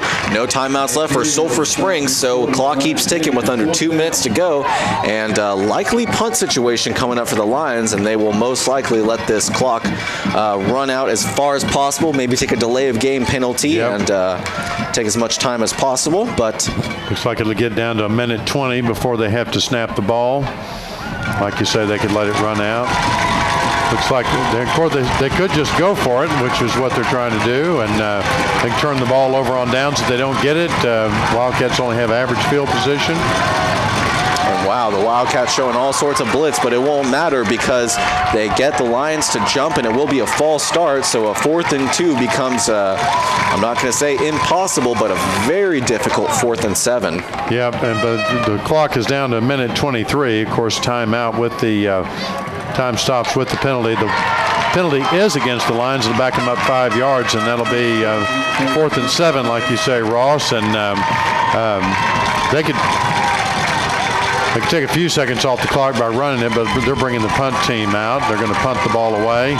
Wildcats will get the ball back, but have maybe 1:20 on the clock by the time they get the ball.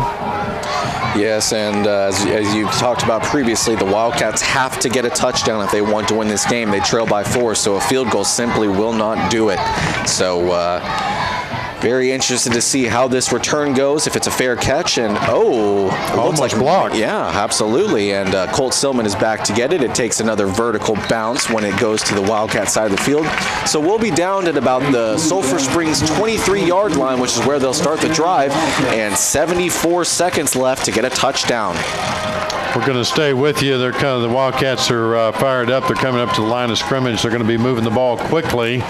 I'm going to look for a couple of big pass plays right out of the gate here. I would guess we've got some of our favorite receivers checking in for the ball game here. We've got Weston Fields here on the near side. Douglas, that's Malachi Rowland coming out. He's not going to line up. But Matthew Sherman on the far side. And Driver looking to pass. He's looking for Weston Fields, and he's got him at the 31-yard line. Walks out of bounds, so that will stop the clock, and it keeps the time on the clock at 1:10 now. Right. Didn't get enough for a first down, but it made it a very manageable 2nd and 2. Got 8 yards on the play.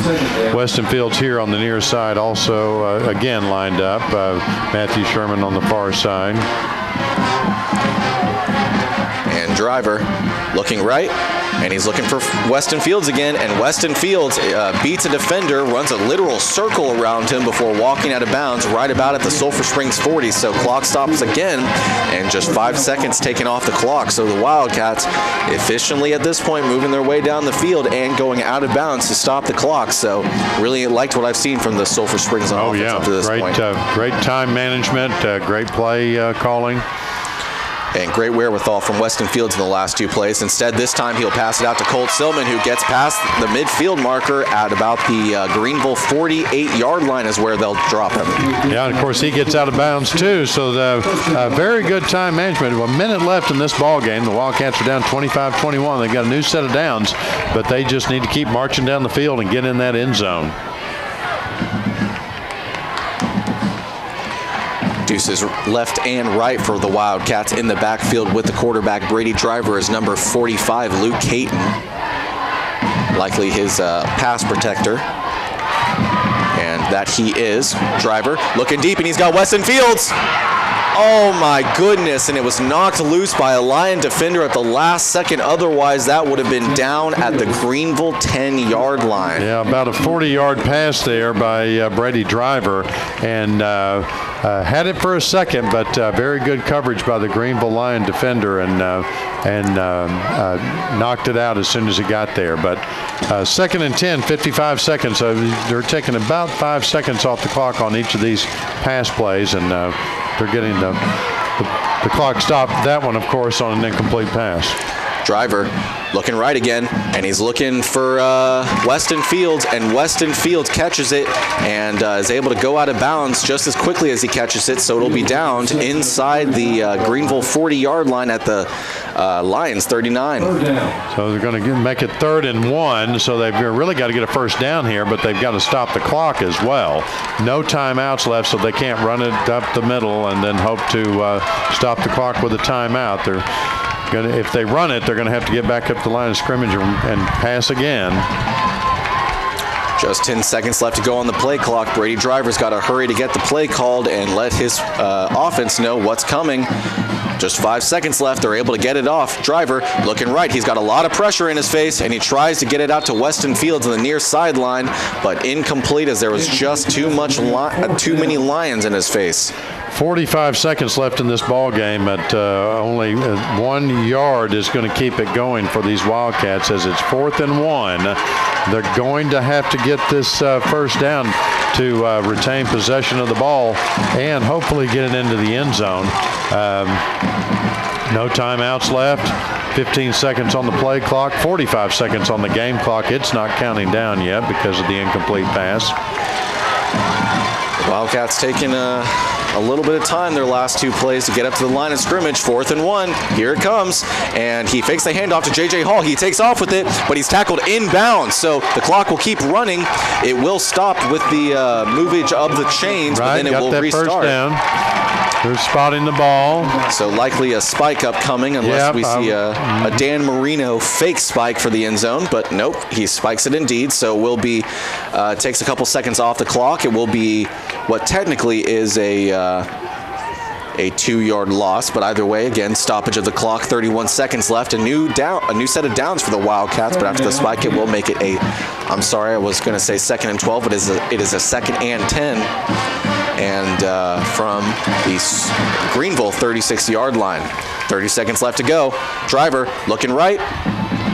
And oh my goodness, a great pass breakup by the line defender there. That was number 8 on the pass breakup. Number 8 being Kadarian Johnson, who is also a wide receiver on the other side of the ball. Right, Weston Fields, the intended receiver on that pass, and he would have had it and been out of bounds very quickly, but got broken up. So 26 seconds left in this ball game, 19 seconds on the play clock, and it's a long 3rd and 10. So Driver, he's looking for Colt Silman deep. He's got him in the end zone, but wow, a Lion defender was draped all over him and no flag was called. Very surprising on that one, as I'm going to be honest, I could tell all the way from up here. I know, yes, we need to get you a black and white shirt too. That Colt Silman had to turn around, but his turning around was seriously impeded by that Greenville Lion defender, but no flag on that play, and and now it's a 4th and 10. That's a last-ditch effort. They could get a first down, stop the clock, but they may go for it all. Here it comes.